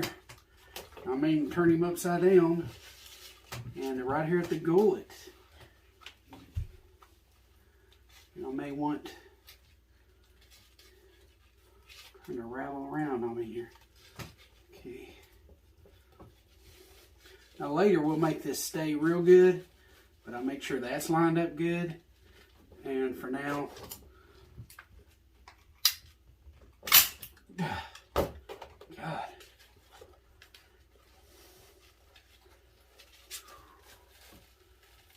I'm going to make sure the body comes around. You don't want nothing, too bad shaped here. The feathers, not feathers, the fins. I'm going to make sure they're in place. Roughly, and I'm gonna put some clay in there if we have to. But see how the bottom looks really nice and good, and the top we went the same way. He's a little bit over to one side, but it's a simple fix. And this is what I mean right here. See how simple that is? He's a good enough fit that he's pretty close to perfect, is what I'm getting at. Okay, that goes down to there. These commercial bodies are pretty awesome.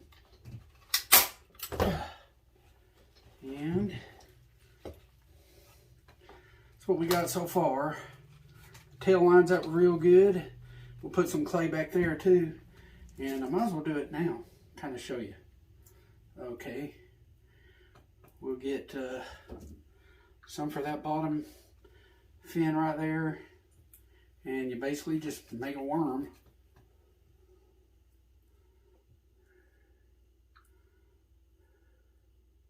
It will show through a little bit on the fish, but the belly especially, it's going to be wide anyway.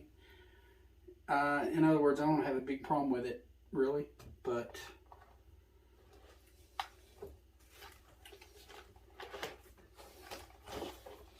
okay, let me show you what I mean. Right here where the fin juncture starts, heck, I can even put it on the fish body itself, and we know it goes right there. That's where it starts, that's where it ends. And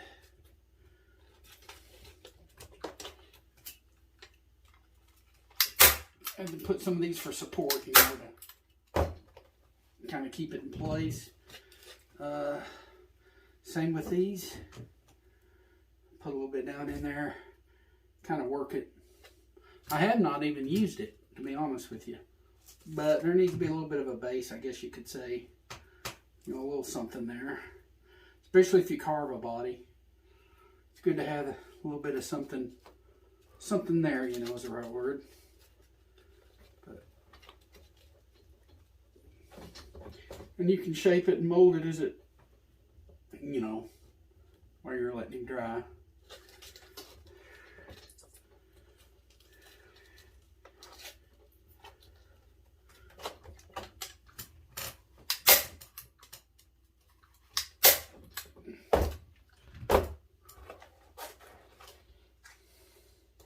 We have one more place. Right back there. A lot of times I'll just do this. I'll just put a little bit of clay on the back. And we know he's a good fit anyway. So that helps.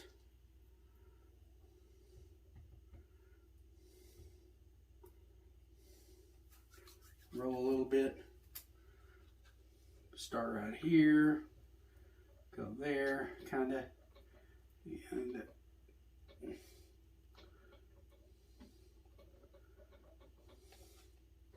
but I tell you what, I mean, I definitely use clay on the tail area. I do. There's no doubt. You know where the fin rays go, they, you know, you don't want a lot of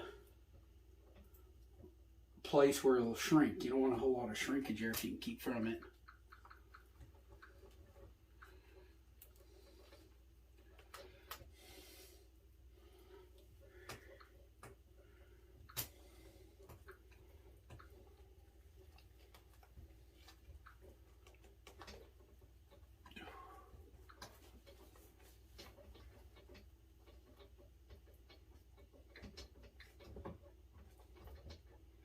I have to work with him and take some of it back off.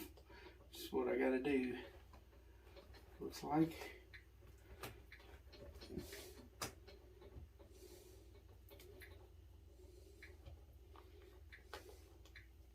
Yeah, that'll work. Wash your hands to stay a little clean. Kind of helps out a little. Okay, I've got the tail kind of figured out a little bit. Basically, you want it right there where the rays, you know, you don't want no empty spot around there if you can keep from it, you know. It's just more work you got to do later. And, you know, it affects quality of your fish. Then I'll get my staple gun, put a couple of staples, make sure it stays where it's got to stay.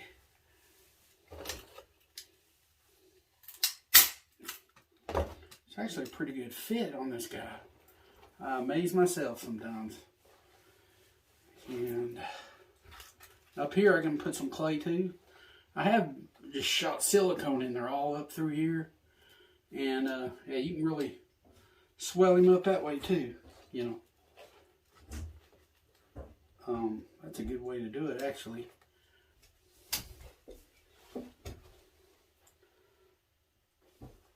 But I think I want to use clay through there. It's gonna stretch him out a little bit, add a little bit to him.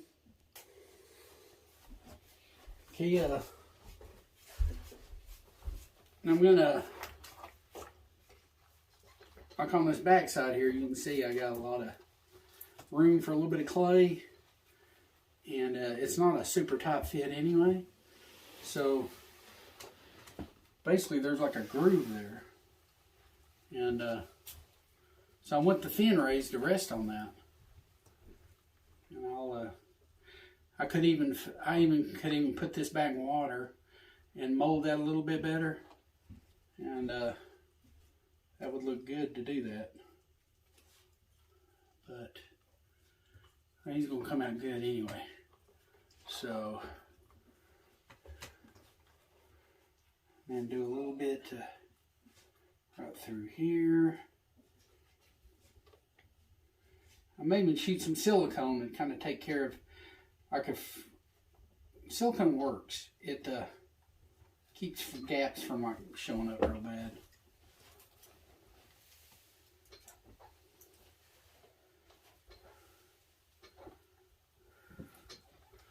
Oops.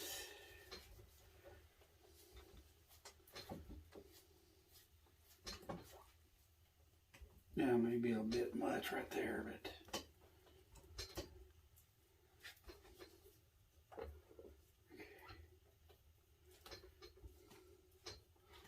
now let's see what kind of fit he's got.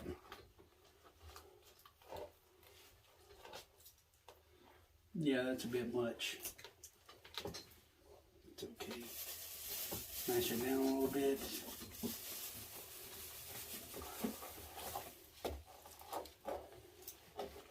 The head's going to go up there, like that.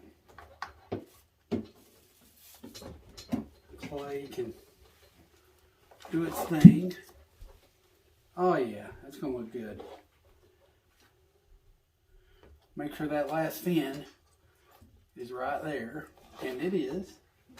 Okay, good.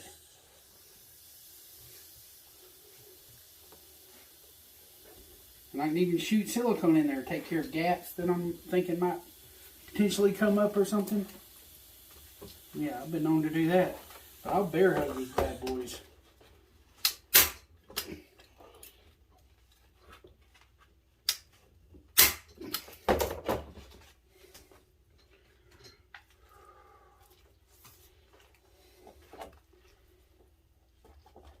Okay, that fits pretty good.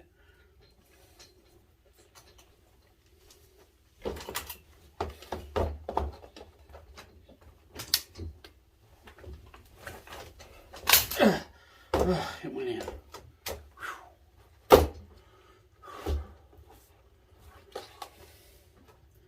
Here's what we got so far. And we got clay. We got clay in the head. We got clay in the fins. And we can even work that down a little bit. Belly's a little bit over to one side. We're going to take care of that now. We got clay in the fin junctures. Should have put some on this one, but it'll be fine.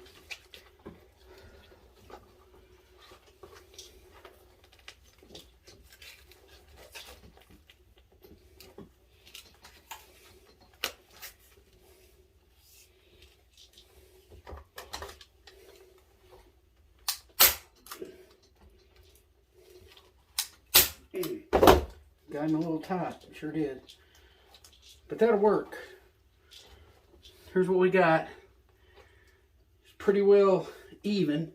Of course, he's got a gap, but not much. About an inch, inch and a half, inch and a quarter, something like that.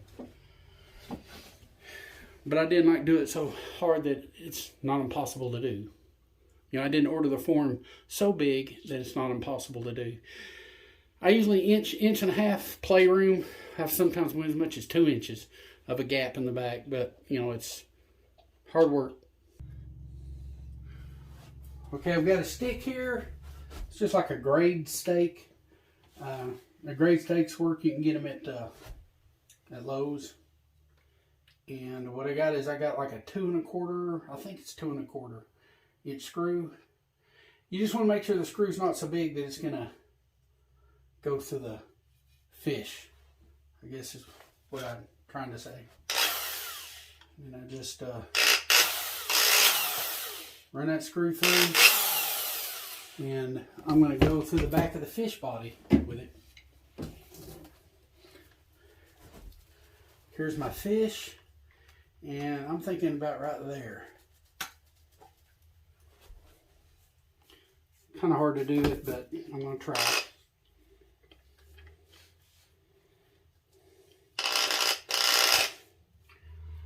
Okay, so I got the screw in the back, kind of in the middle towards the front a little bit.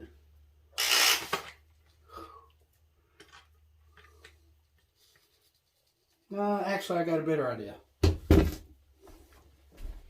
going to mount the stick first. Okay, we've got a better idea. I'll go ahead and put the stick on first.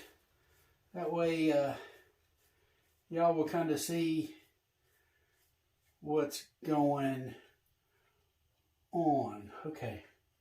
Yeah, put the stick on first. Okay. Got a hole here. I think I had some holes in it where I've used it before. But if you don't, you make new ones, you know. So that's kind of what's going on here.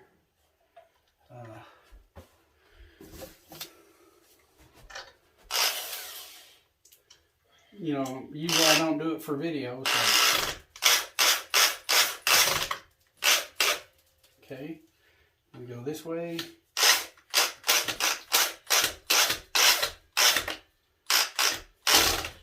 Well, there we go.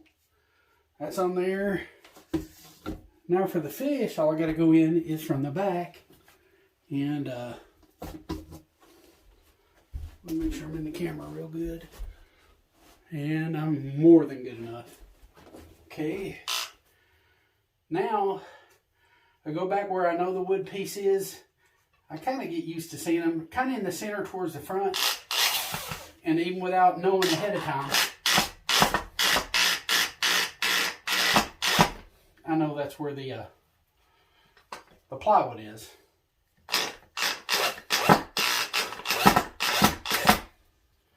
And you can even go ahead and kind of adjust him a little bit, you know. I'll do that a little bit. Oh, he's on there pretty good. I want the fish even. That way you kind of know everything that's going on about him. Then I torque him down, either with a good Phillips screwdriver or your drill. And, okay, that's in there good.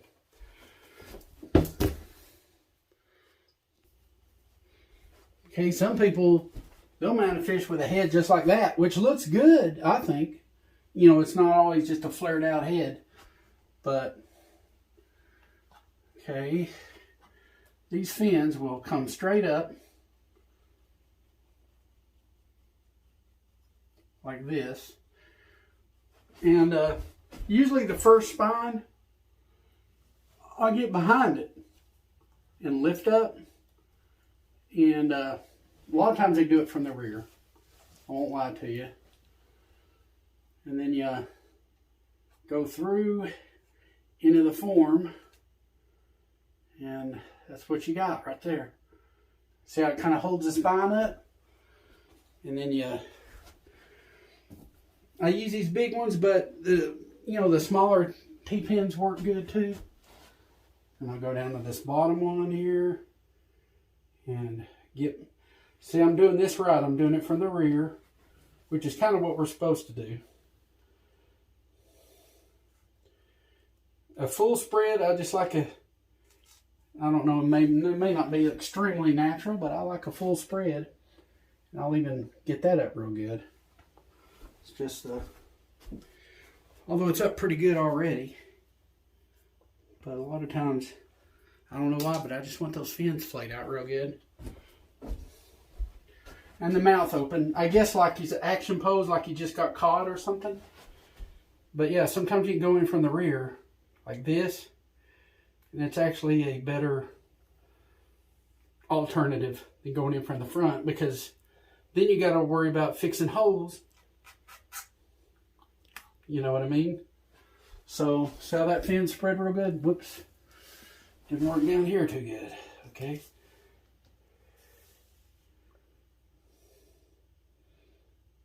For whatever reason, it didn't work. But hey, it's all right. That'll work. We put some clay in there. Whoops. Make sure that's good and the way you want it, and put that back up like it was. Yeah, right there. Okay. I'm gonna go ahead and do them all, I guess.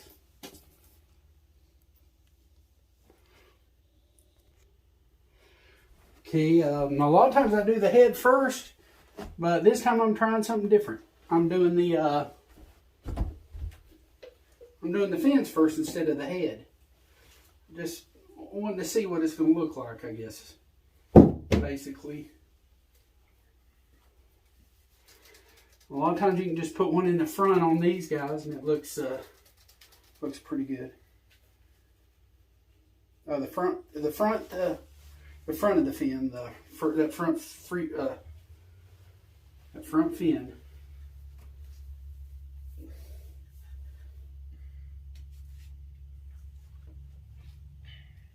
Okay, looks pretty good.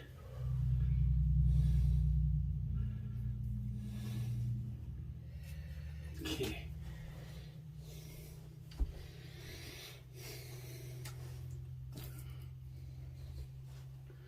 I'm going to go to the bottom fin, do it from the rear possibly, if also.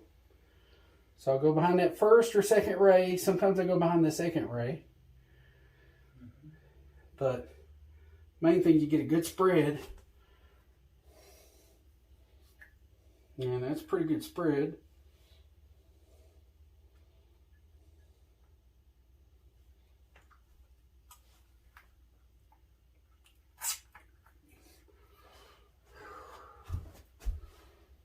And yeah, may do a second one there.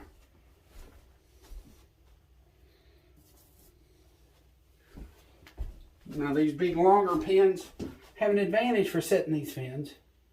So that's pretty good actually to incorporate them if you can.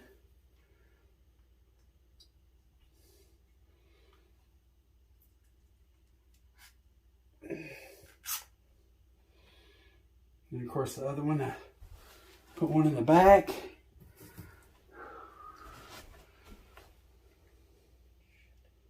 The very last ray.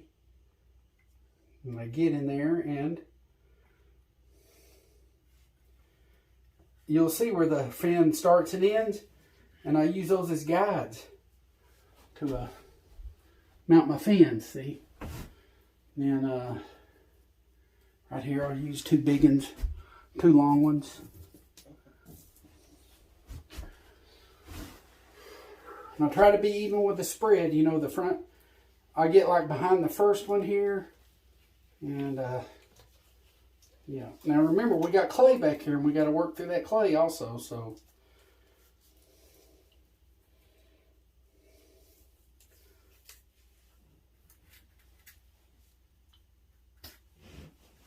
Okay. Then you got the bottom one here. Let's see. Bottom one right here.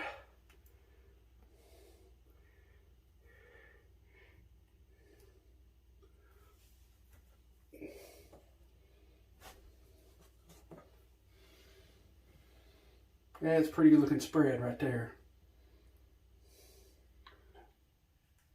There we are. Pretty good spread. It got a little clay coming out right there. I accidentally cut it. It's that one I accidentally cut. And just kind of make sure all this stuff is built up good.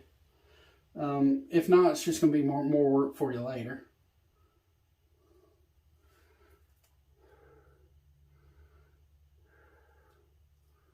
Clay shrinks, but caulk doesn't shrink. So that's, I mean, the silicone don't shrink. Or I mean, it does, but it's usually not much. Silicone wants to stay kind of where it's at. So, and of course we're going to use the carding material to kind of keep it that way. Oh, let's see, now the head.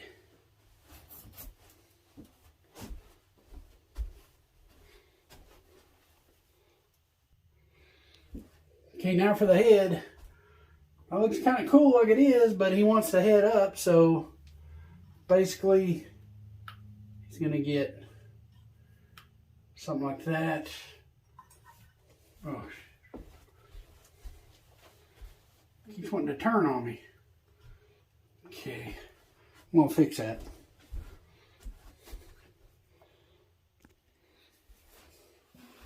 Okay, I want to make sure this guy is, I want to make sure that head's like it needs to be. I think about like that. And then I'll kind of get an advantageous part on the head. Wants a little bit of a turn, so. It's still trying to move on me. Okay, we got that there. Basically, I went through the top of the throat area. I guess I could show you real quick.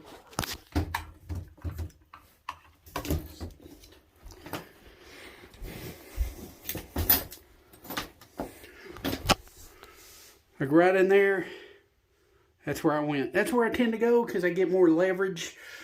You know, where the pitch of the head looks okay. And then I got some clay I got up there that I got to work the lumps out of. But you kind of get what I'm trying to say there. Okay, on the head, let's see, I may have to, there we are. A lot of times I use like a popsicle stick to get the amount of open mouth gill that I want. And it seems to help with them, you know, flaring his gills open. And I want to make him look, I want his mouth to look right. You know, you see him mounted so many different ways. Their mouths are doing all kinds of weird stuff. And I just want to make sure the mouth looks like a real bass mouth. And sometimes I'll put popsicle sticks right here too to kind of hold it open. It'd be great to have more turn. So he may go ahead and incorporate more of a turn, which shouldn't be hard to do. Yeah. There we are.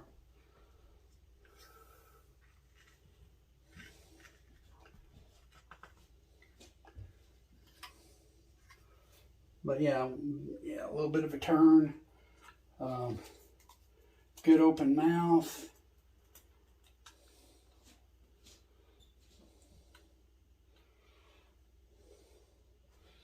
Yeah, you don't want him to look too straight. That's where you want to get is a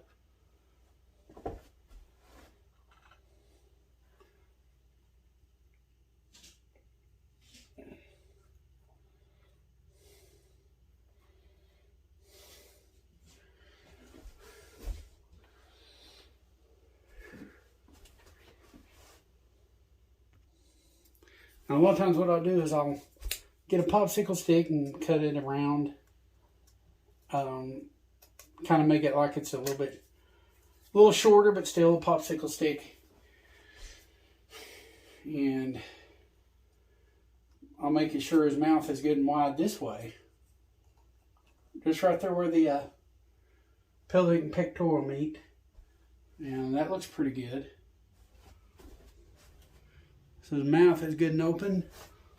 And don't want it too open, of course, but that looks pretty good.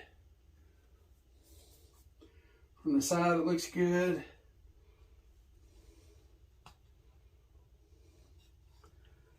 Basically, I want the shape of the mouth the way I know it's supposed to be.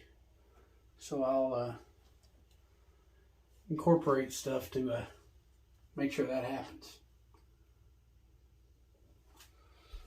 It's a good looking mouth. People do want his mouth open though. So they do want they want that wide look, you know, to him. So, but that's what we're going to give him.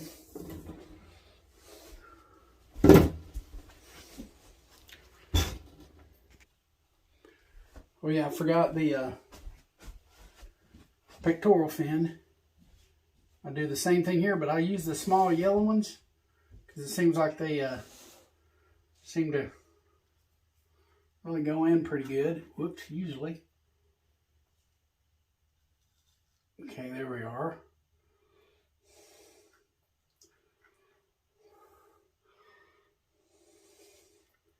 I go to the bottom one, or near the bottom, and spread his fin out real good, like that.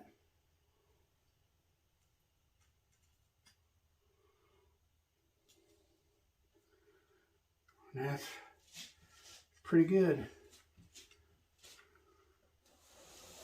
That works out pretty good.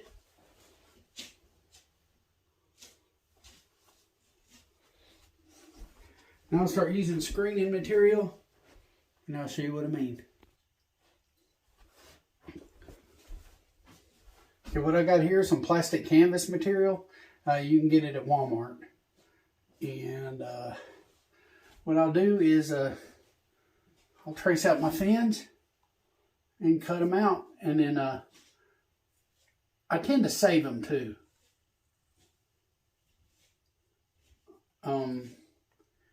Maybe do that a little bit because there's a little bit of stuff in there. But I'll show you. Okay, I traced out the soft dorsal.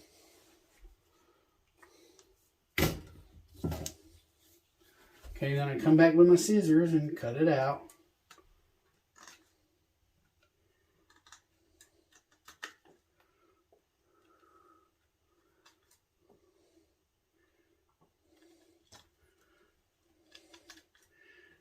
I made it a little bit longer on purpose. Now I save these and reuse them over and over again on fish. I got a whole box full of like used canvas material that I've used for carding fish before. And there's nothing wrong with that.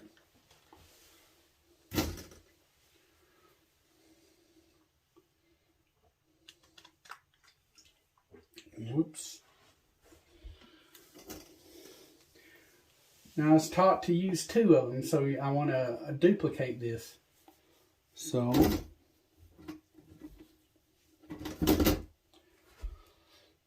I'll grab it again.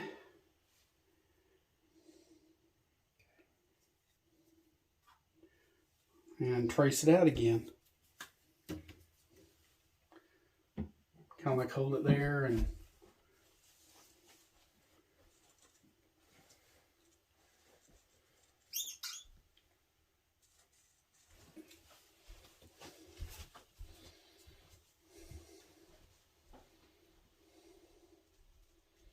okay, now I gotta trace it out again.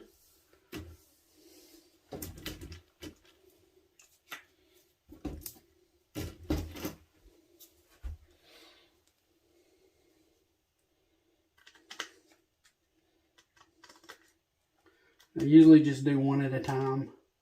When I'm carding the fins, that's different, but you know, on this, I just do one at a time.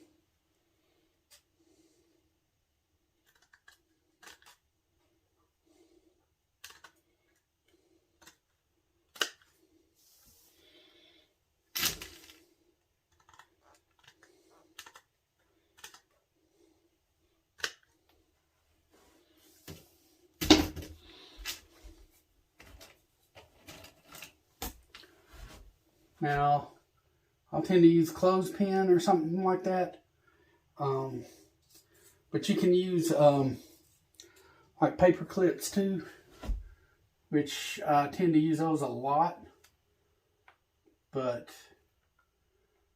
you can see, just make sure he's good and spread good, and you may even have to help it out and stretch it a little bit.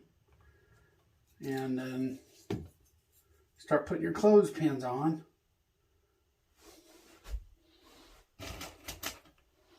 I got some plastic ones, and I got some good old-fashioned wooden ones, and now you may want to trim it where it's closer to the fin so you can get a better bite on the fin. I've done that before too. We just trim it where it's, I'll show you what I mean. Like right here. Now I definitely want to stay out of the fin, of course, but you can doing this so you can see what's going on without getting on the fin. There we are. Maybe some of this down there at the bottom. There we are. We got that one there. And we put another one there, and see, it's going to bite better. You put another one down here. And you can use paper clips as well. You want to keep those rays apart, and you don't want the fins to buckle while he's drying. Okay, now we're on the tail. Same thing with the tail. I try to get relatively close, for that way I can spread the fins out with paper clips or whatever. But you want to allow a little bit for, you know, fanning the tail out a little better. So, you know, I'll allow a little bit, you know, so I can stretch it. So is the right word. And I cut it out and do a replica like I did before.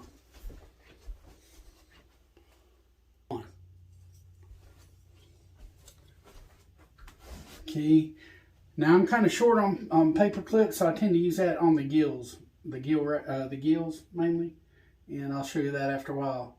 But you see how you can kind of stretch his tail out one side and then stretch his tail out the other. But what I'll do is I'll put the other side on this side and grab a clothespin,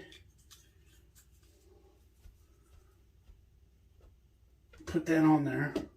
Whoops.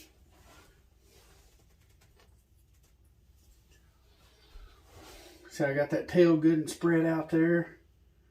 And so I'll raise that up. I can do the same thing on the bottom. You know, kind of spread his tail out.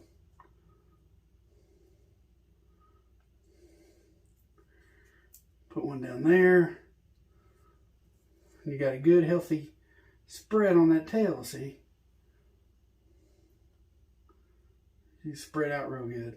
That's what you're kind of what you're wanting.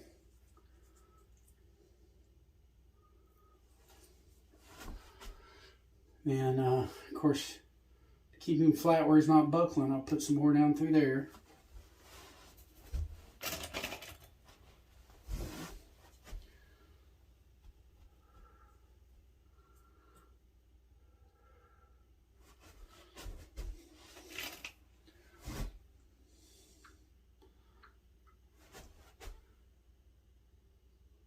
And on to the next fin.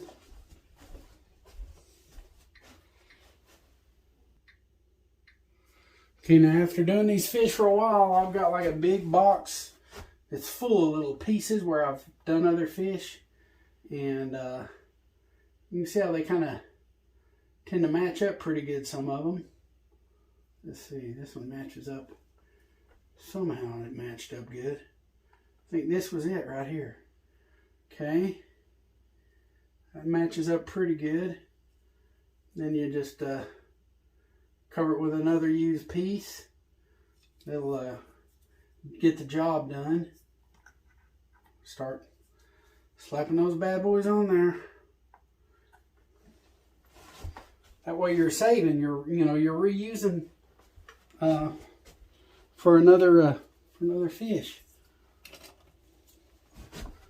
saving on materials. I got a big box full of them too, so that's all right.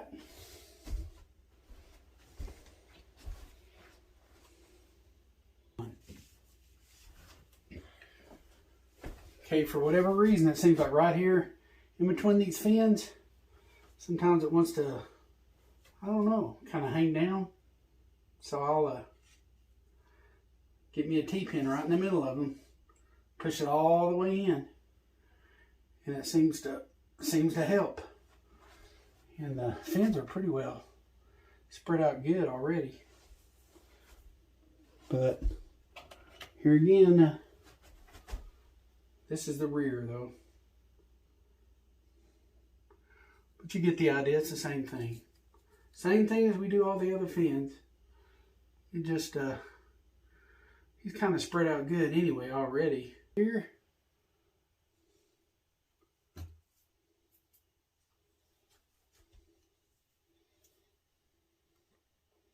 And you can trim them down to size if you want to. Now a lot of times I'll save them for the, like this right here. I'll save them. I'm going to use them again like on the gill flaps on these guys. Like look at that, that's a perfect fit. And it just saves me from having to trace that out.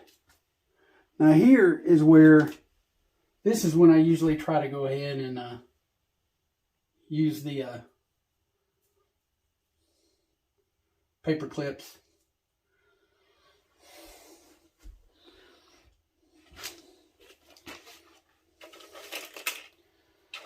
Helps have a good supply of them. Yeah, and you can actually do the whole. I was taught to use these instead of the clothespins. I was taught to actually use these instead, so.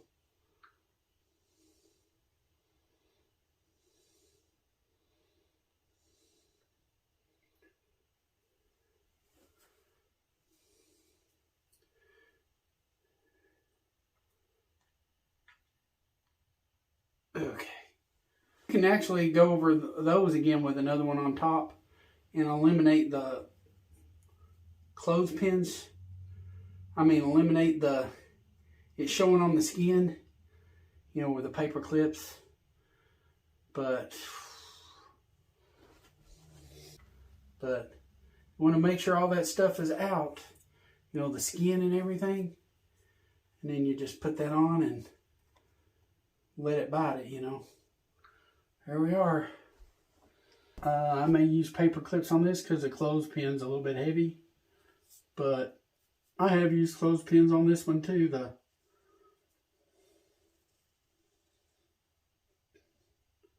pectoral. Then I trace it out and put it on there the same way. Put one in back. He's already kind of spread out anyway, so really you don't have to add much stretch unless you want to the fin itself. But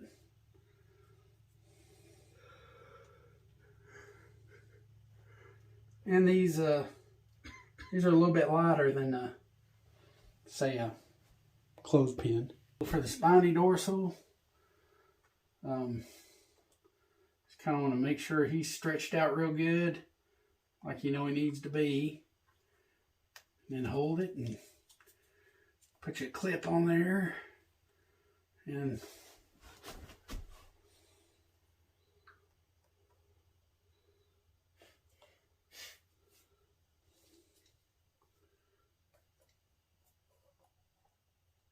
put one in the back, one in the middle. He's in there pretty good. Okay, now we're going to work on the face, the head, and the gills, and the gill rays even. Okay, forgot to show you stapling up. Some people sew. You got options. But I'll put one right there. Right there, put one.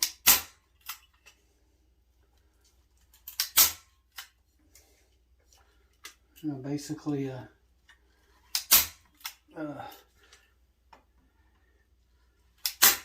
usually I've already done this, but I gave him a little bit, but not a lot. You can tell, but all of that is quite a bit.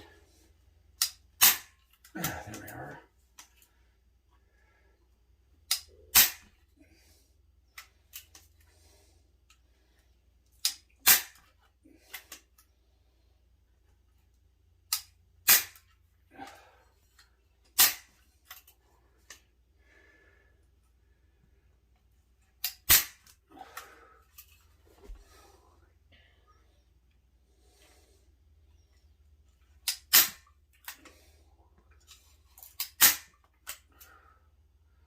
That's pretty good.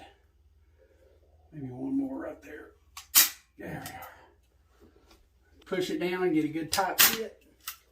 Throw you a staple in there.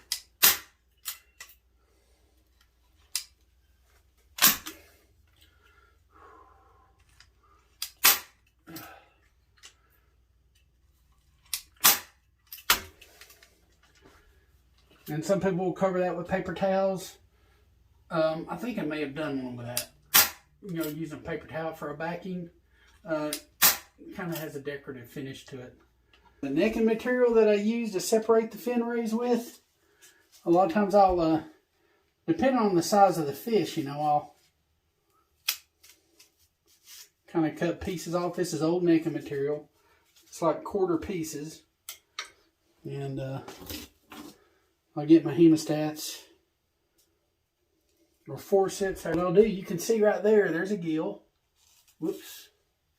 Make sure I'm in the camera. Which they already are on this side. And this is the side that's going to be kind of like flared out a little bit more because his head's going to be turned inwards. So I'll go ahead and get some pretty good sized one. I cut a couple of them actually. Stick them in there to kind of keep the gill off of it. I guess is the right word. Then you go to the next one. Do the same thing. And then I'll separate that one the same way. And you get the idea. It'll kind of push the head outwards a little bit, I think. But it's kind of what you want. So I know I've got one down there at the bottom now. Let's see, that one pretty good. It's just the bottom is the part that needs it, looks like. Okay, that's pretty good. Now, a lot of times I'll get a screwdriver or something and use it to pry open the fins. You know, the next fin. But anything you got on hand. This happens to be just a piece of my popsicle stick I was using. And so I'm opening the gills. Well, see, they'll dry that way. And you can even take gaps out of the fin rays if you're wanting to go that far. I don't go that far, but you could. You could do that. I'll go to the next one. Do the same thing. Just kind of get in there and separate it and stick your necking material in there. Like that. And you can see they're kind of separated. Sometimes I'll shoot a staple right there in the throat area and kind of get it flat down against the body. So you got options on things you can do there. And I could possibly go in there this way.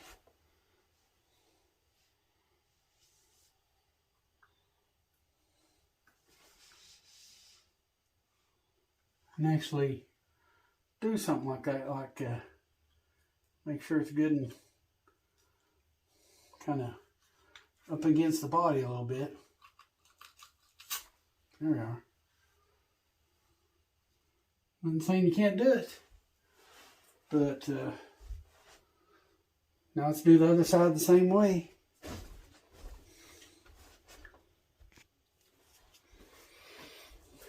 the same thing on this side. Cutting pretty good chunks. I want his gills flared open as good as they possibly can be flared open, I guess.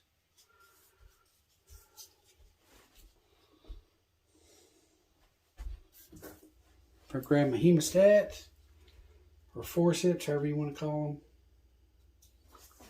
them. Use this for help a little bit. Grab him right there. Right here at the bottom tends to be the spot where it needs it. I'm going to put that there. I'm going to go to the next one. And the next one. Keep on going. Okay, we go to the next one here. Separate his gills real good. Put it down here towards the bottom.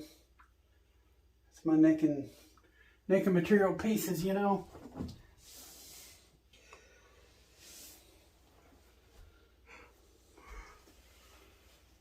We've kind of flared out pretty good. I don't know if that's too much.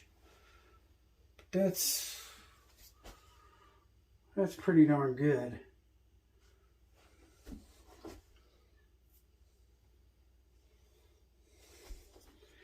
I'll debate on that. It's every bit as wide as the other side, I guess is the right word. Here's the last one. And it's right there. Yeah. He's definitely flared up pretty good. Okay, I put another wire, I tapped it through, I went through the eyeball. Basically, I want to try to give it a little bit of attitude and, if possible, like this a little bit. Oh, that's good right there.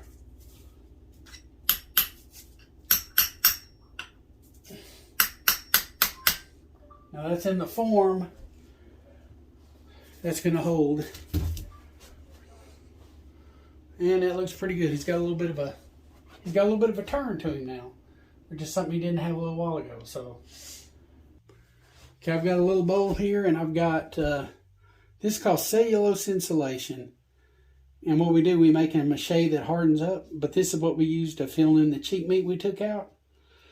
See how it's real flat? You don't want that. You don't want it bulging out too much either. But I've got my molding plaster that I got at Walmart, or plaster of Paris. And I just put a good amount that I think is going to get nice and hard. Make a good little slurry. Of course, I add water and mix it up. So here's my water. Add a little bit of that in there. And get me a popsicle stick. And just start mixing it until it's nice and mixed. And may take it a second. And a lot of times I just use my fingers, but I'll tuck with a popsicle stick, get it down in there. Right now it's a little bit too thin, but as it starts to harden, it gets harder. And that's when I tend to get it in there. And basically you don't want that flat appearance in the cheek. And it don't take a whole lot, but yeah, you definitely want to make sure you got enough in there. I think I've been guilty of it a time or two myself. Putting too much of it in there and making him look like a frog. It's easily done.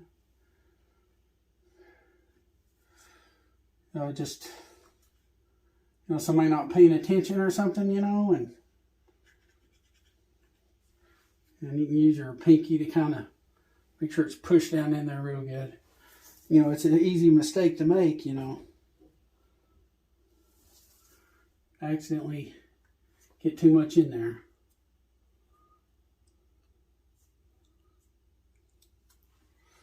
And I'll rinse him off a little bit later. Main goal is you just keep putting that stuff in there. You can always pat it back out too. You know what I mean? But he's already kind of almost too full, but you can squeeze it back out of the eye socket, you know, if you get too much. And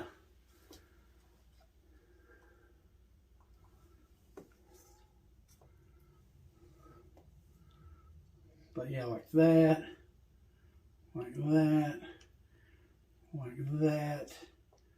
He's already kind of full, a little bit too full, I think. But I want to push it down in there as far as I can get it, so I know it's down in there. And I can always flatten it out and push it back out.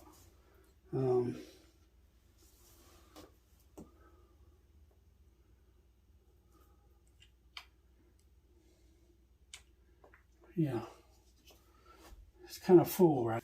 And some of it can go up in the top of his head right here.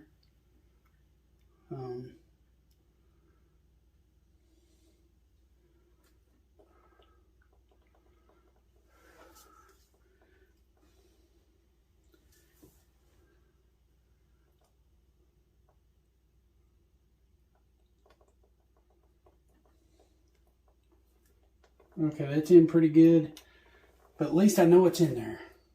You know, work it down. That's a little bit too much, you know. So you can flatten it. You can flatten it back down and get some of it back out. See, it will shrink some. Make sure it's not too full. Because even when they're not, you know, skin out, a lot of times they do have a little bit of an empty look. In other words, that ought to tell you how much you want to put in there. But that will shrink down. But yeah, definitely got some in there, that's for sure. But he's good and full looking. And then you do the other side the same way. You want it even and, you know, full but not too full. Now, okay, now we're going to let him dry. See you in a couple of weeks. Mache, you know, you bend the bowl a little bit and it'll pop right out. So these that come out, that comes out. It's been a couple of weeks. And yep, see, they come off by themselves even. Clothespins are quicker and easier, but sometimes it helps to have these. You know, the paper clips. And you just want to be a little easy when you take them off. Just want to make sure you don't run into any issues there.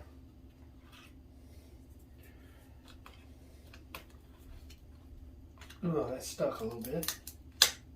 There we are. And I reuse everything. I reuse the paper clips, of course the clothespins, and whole 9 yards.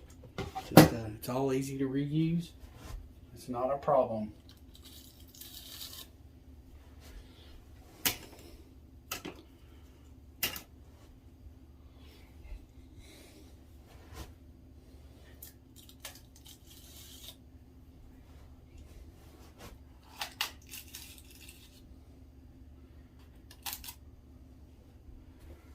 Some people I hear like use Mod Podge and let the fins go. Mod Podge is kind of like a reinforcement. So, yeah, they'll do that.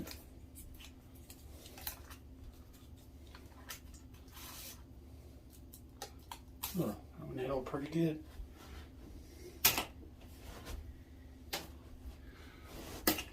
You get the idea on that? Sometimes I kind of twist and pull, kind of help it out a little bit. I have no problem reusing stuff over and over and over again.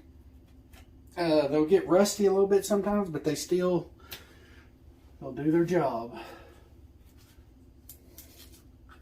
And sometimes I'll grab needle noses and use those too, because that helps sometimes. You know, I'm pulling, but you get the idea.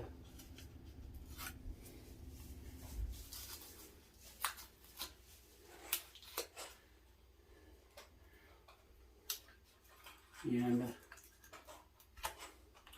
that's self-explanatory too, pretty much. These right here, I'll twist them a little when I pull. Twist it a little when I pull. and pull all those out, and I'll get back with you. Okay, I took my popsicle sticks out of my mouth and took the skewers out. I just pulled them out. I had quite a few of them. Hold the mouth and everything in place, so we're good. Not sure if I showed you, but these pop off real easy. Sometimes they stick a little bit, but the paper clips, you know, voila. Now remember, we put these in here to separate the gills while it was drying, and we just take those out and reuse them again too. That simple. On this side too, they just come right out.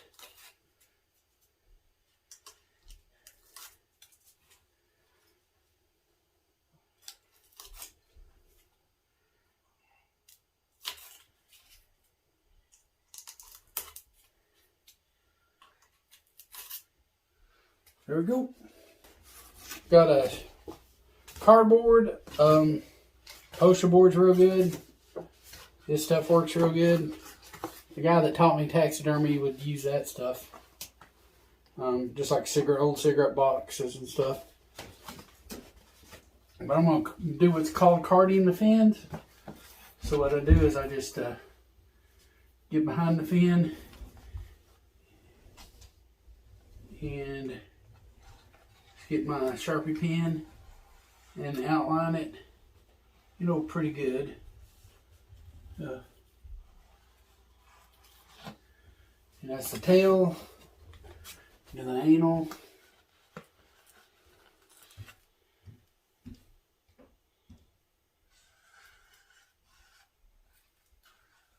Oops. Sometimes I mark them. You can mark them if you gotta. You know, I may go like that's the anal fin, it's the tail or caudal, and then of course, you know, yeah, got your soft dorsal. Don't do the spiny dorsal. I just do like maybe the soft dorsal, and I'll just hold it there and use my Sharpie pen to go around it. There we go. Okay.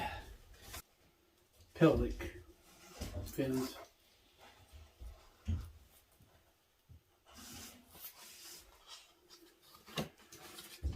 Here we go here. And if you have any caulk work, you know, we're going to be doing that too. You know, like repair work, I guess is the right word.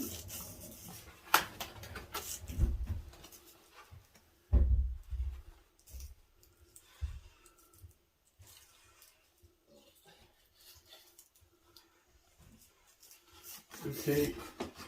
Sometimes on these I'll put like R for rear and F for front. And I automatically know myself which is which. This is soft dorsal because this is the anal. And then, so we pretty much just got one more, which is that one.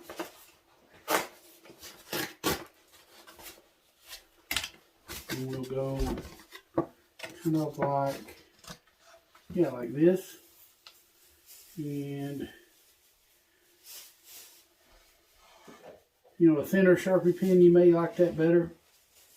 It's just what I got here. Okay, that's the pelvic. Or the pectoral, sorry. What I do is I got my contact cement. You know, this stuff right here, the DAP, it's really good stuff. And a little brush or even a Q-tip.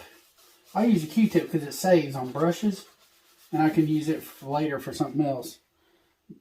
Like putting a gloss on or something. But I'll put my contact cement.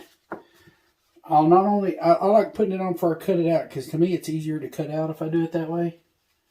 So basically I do that. Put it on there. I'll cover them all.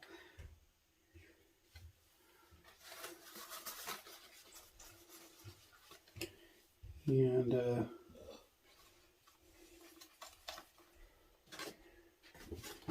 do this one. I'll do them all, basically.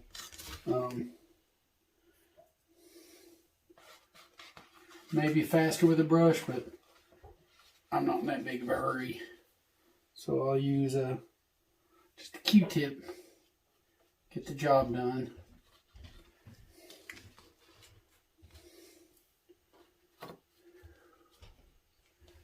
To the tail.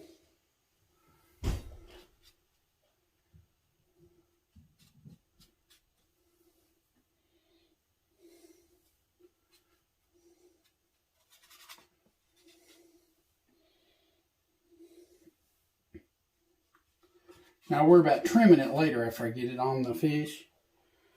This, you want it kind of longer, larger anyway. That way, you know, you card the fins. You got a little excess to work with. So we got that.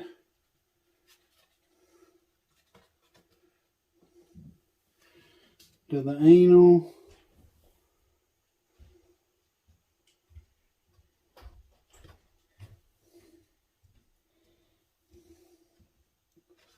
Oops, we got that done. Okay, and I'll even let that dry for a little while. And I'll also do the fins. I'll maybe easier to use a brush. So I'm probably doing you a disservice by not using a brush, but you get the idea. All the way in the ends.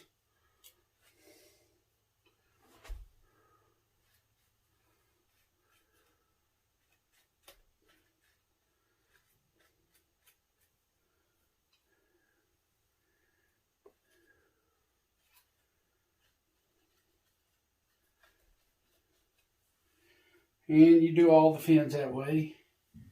Get the soft dorsal. Basically, you want two parts gluing together. You want, you want two parts tacky. And when they connect, they will not come apart.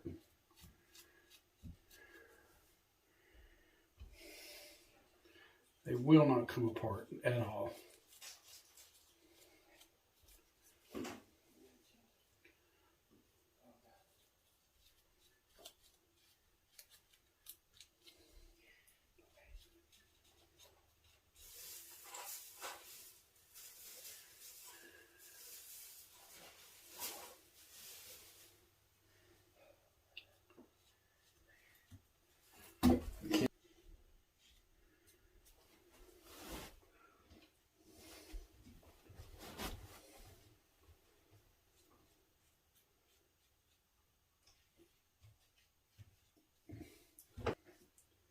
Whoops, didn't mean to get on that side.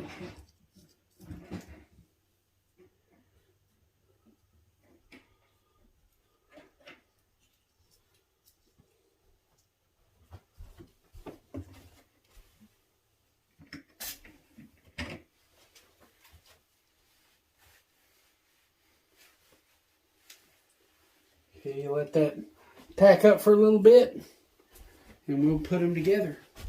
Okay, now I just cut them out.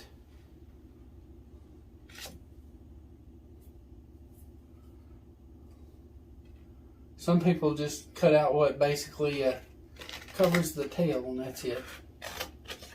I've seen a lot of different ways that people do this, but yeah, you just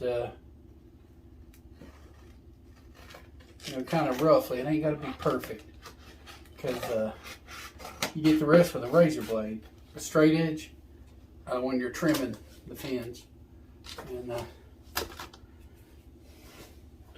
basically what you do, you kind of match what you see.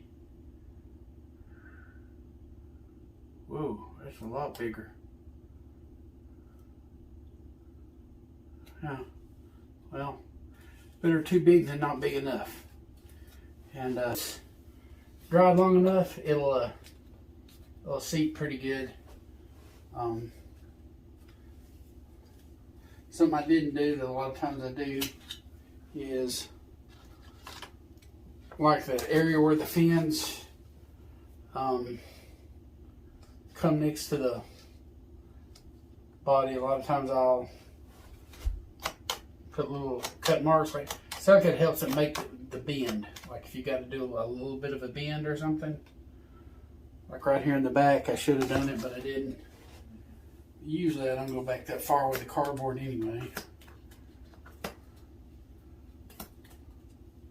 So you kind of come up with your own technique, I guess is the right word. But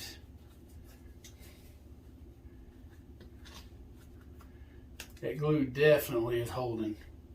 And it will not come apart. Let's just say that right offhand. It will not come apart.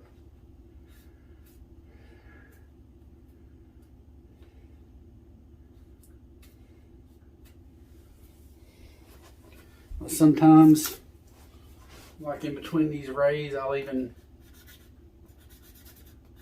do that and make sure it's sticking good.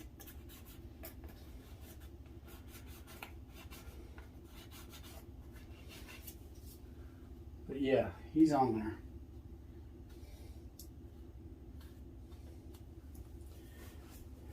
there. And you do all the fins that way. Like here's the anal. I'll go ahead and do the anal, and you can kind of get an idea. They all do it.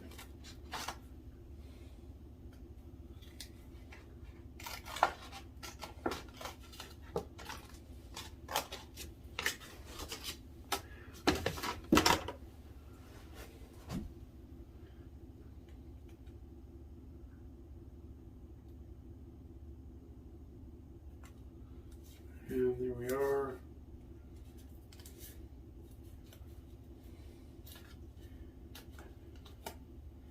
It's on real good, super good, and I'll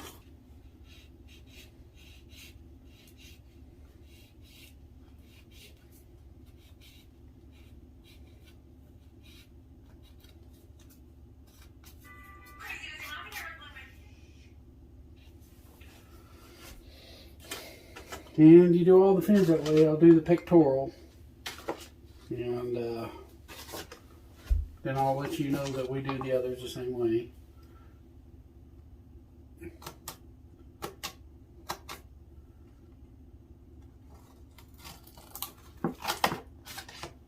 Okay, kind of roughly follow it.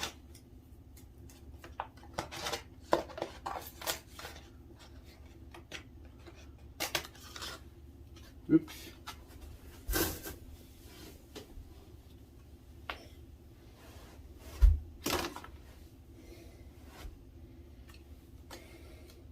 Some people leave the pectoral transparent. Use a little, and they use a little Mod Podge or something on it. It's whatever you want to do. It's your puppy, in other words. I may get it like that and use a popsicle stick for support in the back, and I mean to get everything on there real good.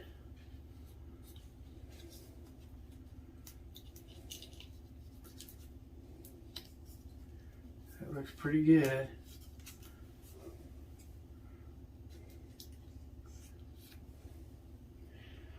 I'm going to do the rest of them. You get the idea.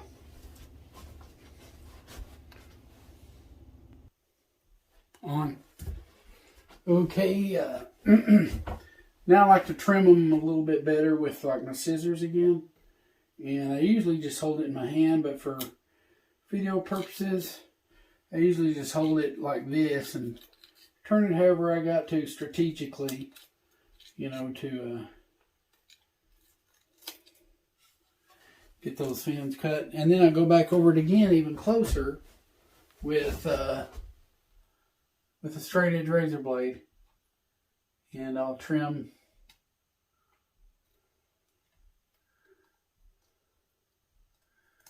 But you can get quite a bit with, you know, a pair of scissors.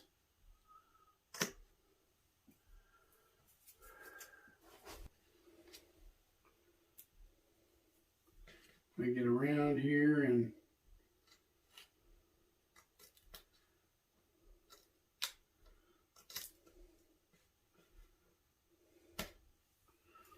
like so forth. And I do all the others the same way. Like here on the tail.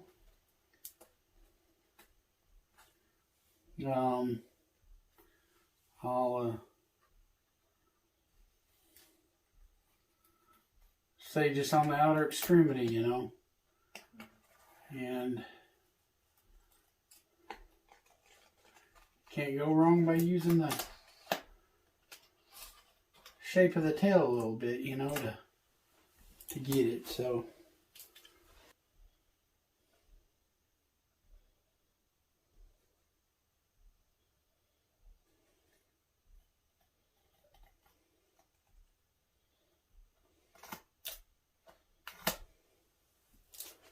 there you are. And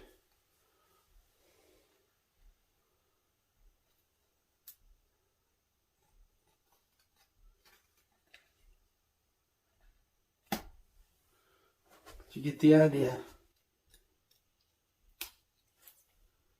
Get the outer extremity there. Just go all the way around with it.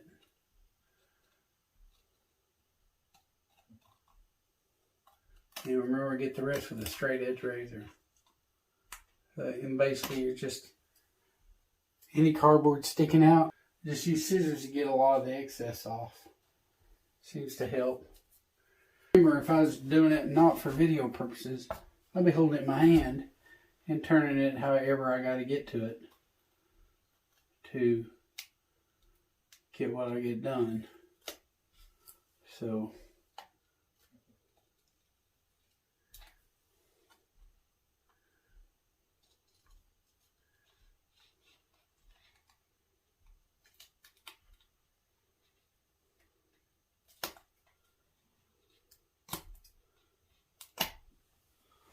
then we go back with a straight edge razor and trim it up even more. You know, if you do it with scissors as good as you can, sometimes I'll go back with a straight edge razor, and it just seems to work good for me. And you go back and you get all that little bit of trimming. You know, what you couldn't get with the scissors, go ahead and get it with your straight edge razor. And it's pretty awesome. It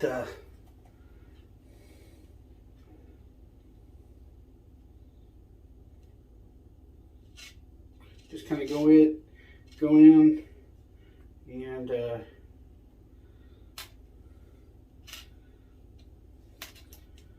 comes right off with a razor.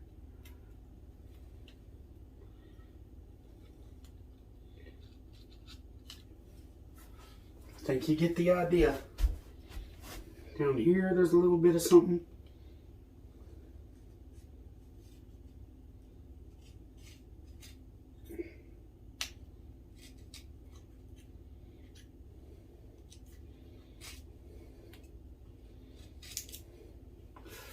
Looks pretty good.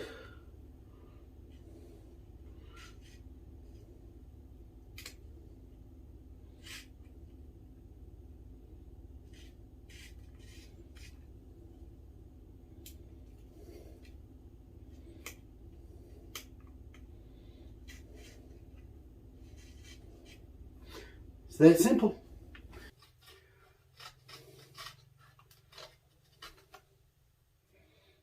On the end, you can see a little bit sticking out. Just get that razor blade in there and just follow the actual fin of the tail, and you can't go wrong. Put the eyes in now.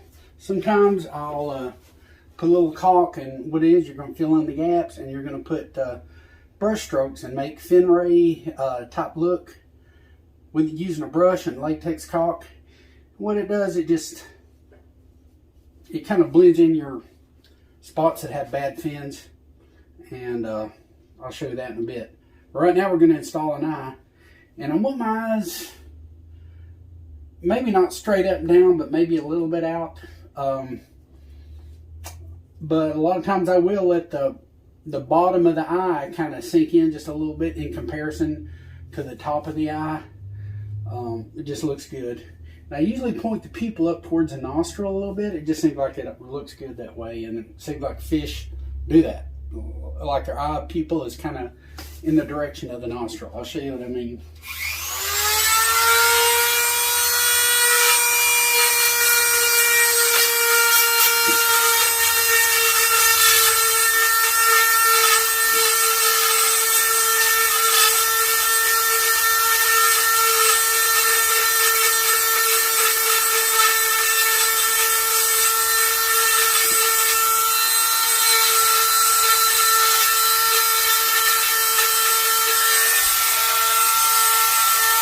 Now I like using these flex eyes. They're made to actually put in right when you mount the fish, which I don't see a problem with that. But you can put them in later. And kind of what I'm getting at is I just did a kind of a pre-fit, and I'm going to put a little bit of caulk in there.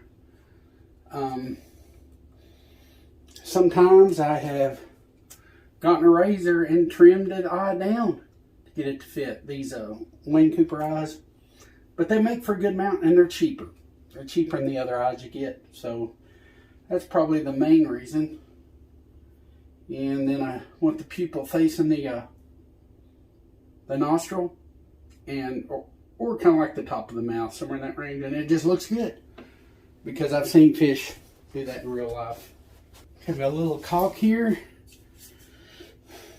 I'll just shoot some to kind of fill in what I dremeled out, basically, essentially, and put just a little bit in there. Might have put in a little bit more than I wanted, but it'll come right out. Then I get my eye. Want the pupil facing up towards the nostril, and definitely needs to go in more than that. Maybe slightly forwards, with the eyeball facing up towards the nostril.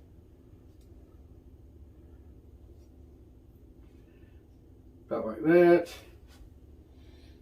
That's good. And I'll give you a glimpse of what I'm looking at from the front. And you're definitely going to have a little excess, but that's okay. You want a little excess. You want it to look natural up top and all that stuff. A lot of times I'll get my finger, spray a little water on it, you know, where I can kind of go around. That looks pretty good already. You can also let it dry like halfway, push in a little bit, and it makes kind of a cool looking, I don't know what you call it, but the caulk rises up around the eye a little bit, and it looks realistic. And you can't go wrong if you do that. I mean, it looks good when you do that. So,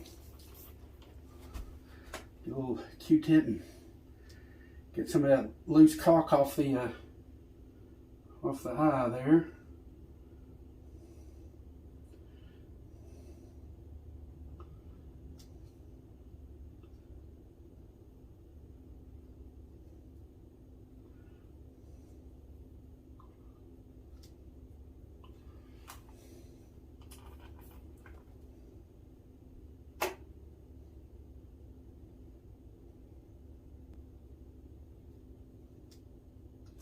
And when you paint him, all that around the eyes are going to be dark anyhow, so don't let that fret you none.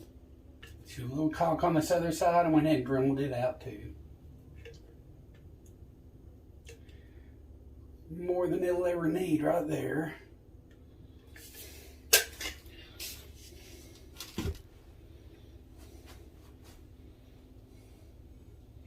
Have the pupil facing up towards the nostril, just like on the other side. Okay, and I Dremel the hole bigger than the actual eye, so I can easily push it in if need be. And make sure they both look even, kind of, you know. Probably a little bit in towards the front. I think I want the eyeball a little bit in. They're both facing the nostril, pretty much right on it. Can't go wrong there. Okay.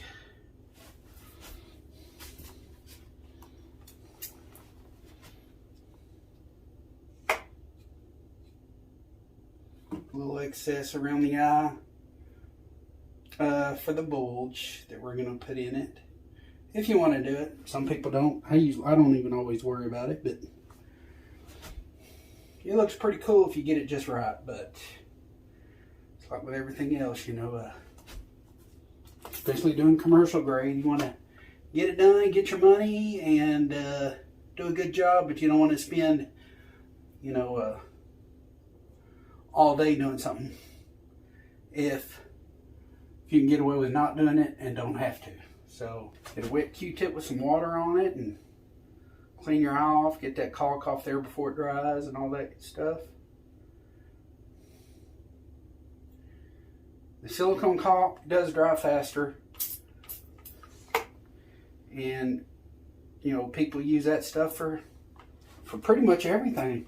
Even mountain animals, you know, if the cape has been tanned where it's not going to have a lot of shrinkage, that caulk, when it dries, it'll hold that skin pretty good. Of course, I use it on my deer and they're dry preserved, so you might could get away with it, like on a fox or something. And I've seen them do it with tan capes, but not dry preserved capes. You know, so that's what the eyes kind of look like. Fairly good. I do think it matters to put an eye on both sides. Well, I mean, I remember when I was picking stuff up, like a fish or something, and I'd see like where it's missing an eye on the side, it's going to be up against the wall, and it felt incomplete work to me. But you know, a lot of people do it, and so just keep that in mind. Now, what happens is when it dries, you can push in a little bit. I don't know if you can see that. Let me see. Yeah, you should be able to. Let me turn a little bit towards the camera a bit more. See it now. But you can push in a little bit. We'll just let it dry a little bit on the outside.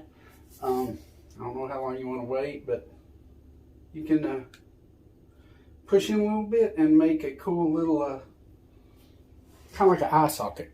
You know what goes around the eye socket? You can make that a little bit. Yeah, that's kind of what I'm getting at. You know, without getting extreme on your angles or anything, but if it doesn't work, still have a good looking fish even without that concept. But it does seem to help. Kind of like a little bit of a bulge around his eye. Just let the caulk dry a little bit and push in on it a little bit, and it'll make it. Okay, I got some caulk.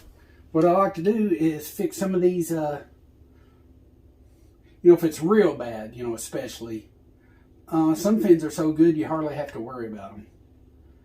But a lot of them, you got a little damage you got to work with, you know. And I'll put some on the tail.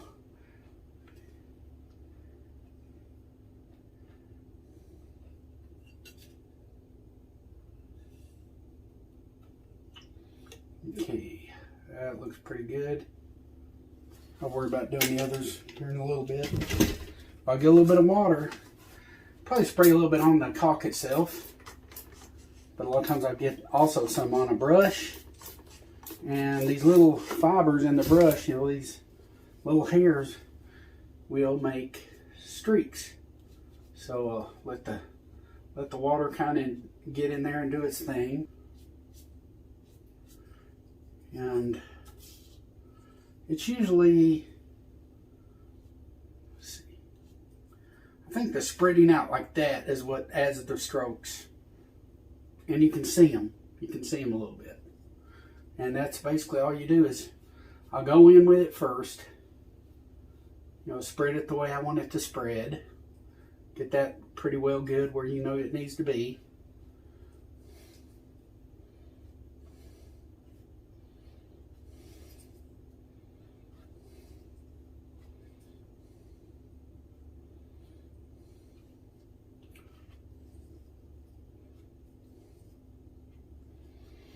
And then make your strokes.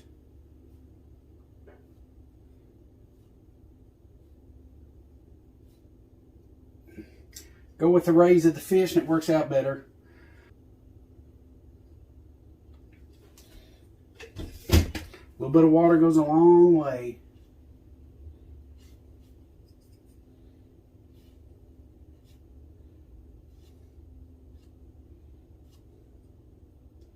Just go with the rays of the fish. Go with the rays of the fin. You can't go wrong.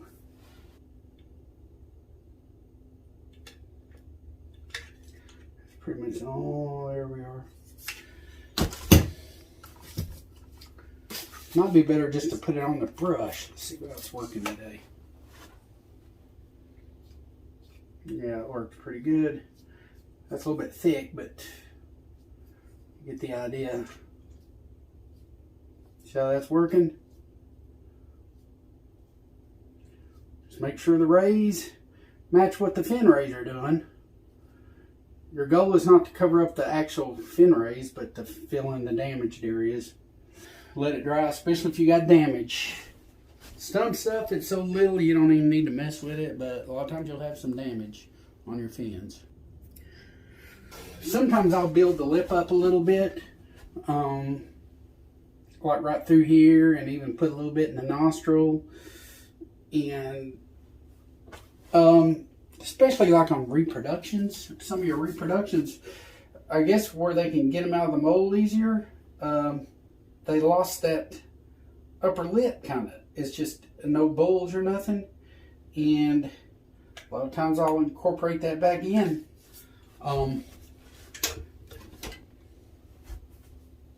Get a little bit of, yeah, reproductions are real bad for it.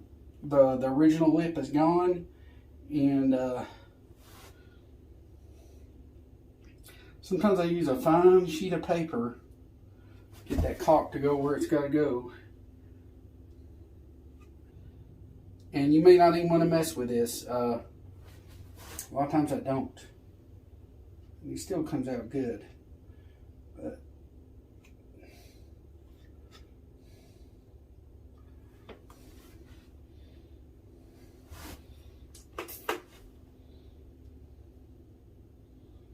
But yeah, especially like on reproductions, that lip, the way it's supposed to look, is gone. And you got something that looks like a mailbox opening, basically. In other words, the lip is totally gone. Well, see, you can reincorporate that lip back in and make it look like a bass again. So just keep that in mind.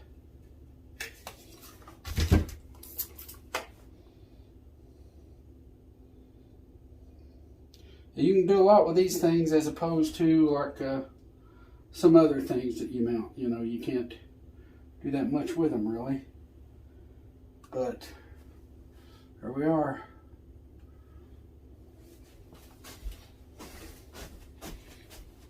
Yeah, especially bad on like reproductions and stuff. Along with rebuilding the lip on like a reproduction or even a real fish, you know, that may be dried and his lips look kind of weird. I get like a cut out little piece of cigarette cardboard or something real light, and I can rake all this a little forwards, a little bit forwards, and then come in on the side, make sure it's good and wet, and kind of rebuild that that lip line that disappeared on you. You can rebuild that back up, and a little bit of water, And sometimes you just can do something with this that you can't do with your fingers, and that, smooth things out. And sometimes the more waterlogged the cardboard is, the better. But you kind of get what I'm trying to go for, I think. And I may show a close up here a little bit in just a second and show you what I'm doing even better. Yeah, there's kind of what it looks like from up above. So yeah, just kind of working with it. Reproductions, a lot of times you got to do that. I mean, if you want a little bit extra realism, it does help.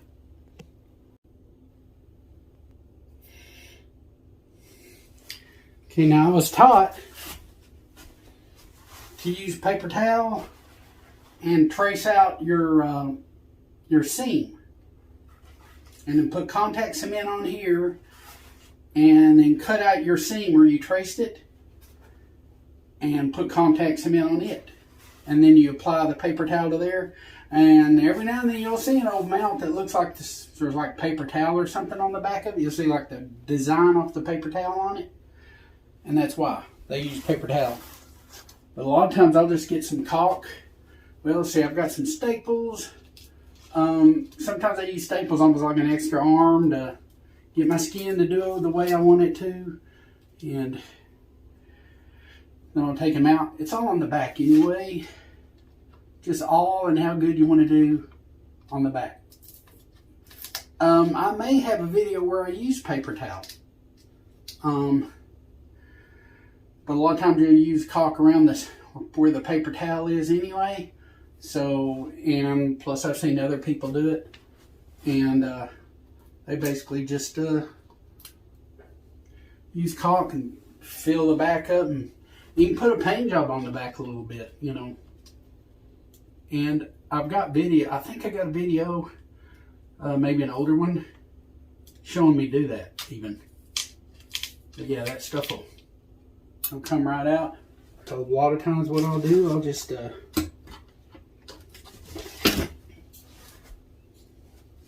get my caulk, and sometimes I'll start right here where the fin rays come out of the body. Maybe do a good job with that. Whatever they're going to see from the front. I want to do a little bit of a good job on the back because, and I have even put like a decent, not real good, but show that I spent time on the back, and they'll like that. Like put a paint job on the back a little bit.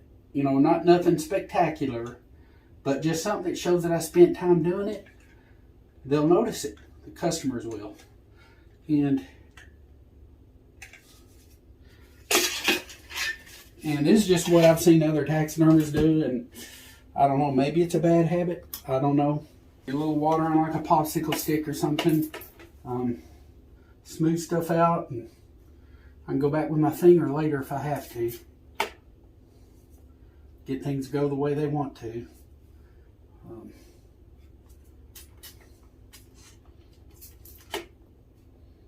Water's cheap and it's free.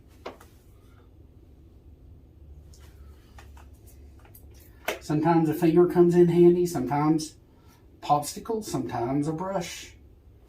And see, I'm doing that, not getting too super pretty with it or anything.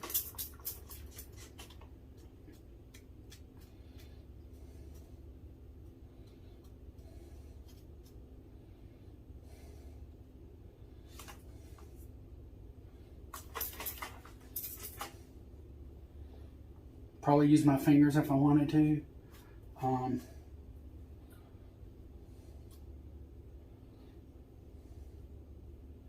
Maybe even a thin piece of cardboard or something, to smoothen things off there.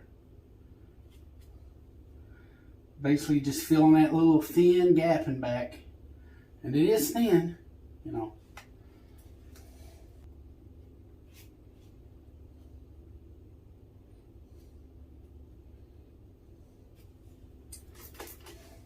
And remember, it's on the back. It's a side facing the wall that nobody is ever going to see unless they take it down.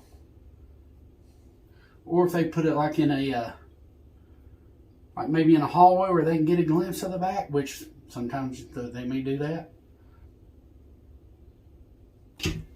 Now, a lot of the mounts I've seen, you can see where they shoot caulk in right back here, and a little bit of it will come out the front of the throat. And I've gotten where I've seen it so much, I kind of think it's cool. It's just where they mounted it, you know. And so I may put a little bit of,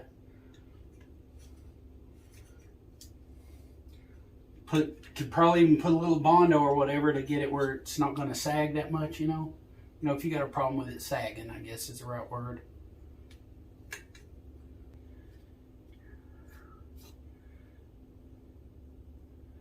There you go. You can kind of see where it's built up in the throat area. You paint the gills red, or you may paint the gills white. If you want a real good fleshy look, I'd go ahead and paint the gills white before you paint them red. Just looks a lot better that way. Yeah, then you let that caulk dry and you give them a good paint job. Now sometimes, like the throat area, you want that throat to match up real good. And you may have to turn him upside down, throw some caulk on there. You know, if he's a little bit out of alignment or something, or there's a tear or something, you may have to fix him from underneath is what I'm getting at. Sometimes I'll build the lower part of the jaw. I don't know, sometimes I'll just fill in there, it looks empty. Easily done with some caulk. Now I've seen people mount them different where, you know, like in the throat, it was all, it's just a hole with nothing in it. Sometimes I see where there's a little caulk kind of just hanging out. I guess every taxidermist does it a little bit different. And notice on this, is that throat latch is pretty good to the bottom of the form. Sometimes I'll actually stick a pin in there and pin this latch area. There's like a V, it's bone on both sides. You can stick a pin in there and pin it to the bottom of your form, and it comes out perfect every time. I didn't do that, or I didn't show y'all that, but you can do that, and it makes your mounts come out good. This is a tail out and down mounts, what this one was, but kind of get the idea. Some people leave the head alone and just put a paint job on it and it looks good. I've seen them, you know, different variations. Just what you think needs to be done to make the fish look as good as you want to possibly make it look, then go for it. Here's another one that's going to look pretty good. He's drying. Let's see. Here's what he looks like from the front. From the top, you can see his gills are kind of open the way they probably should be. Not too much, you know. Some people go wild with it. I have too before. But you just want it to look reasonable.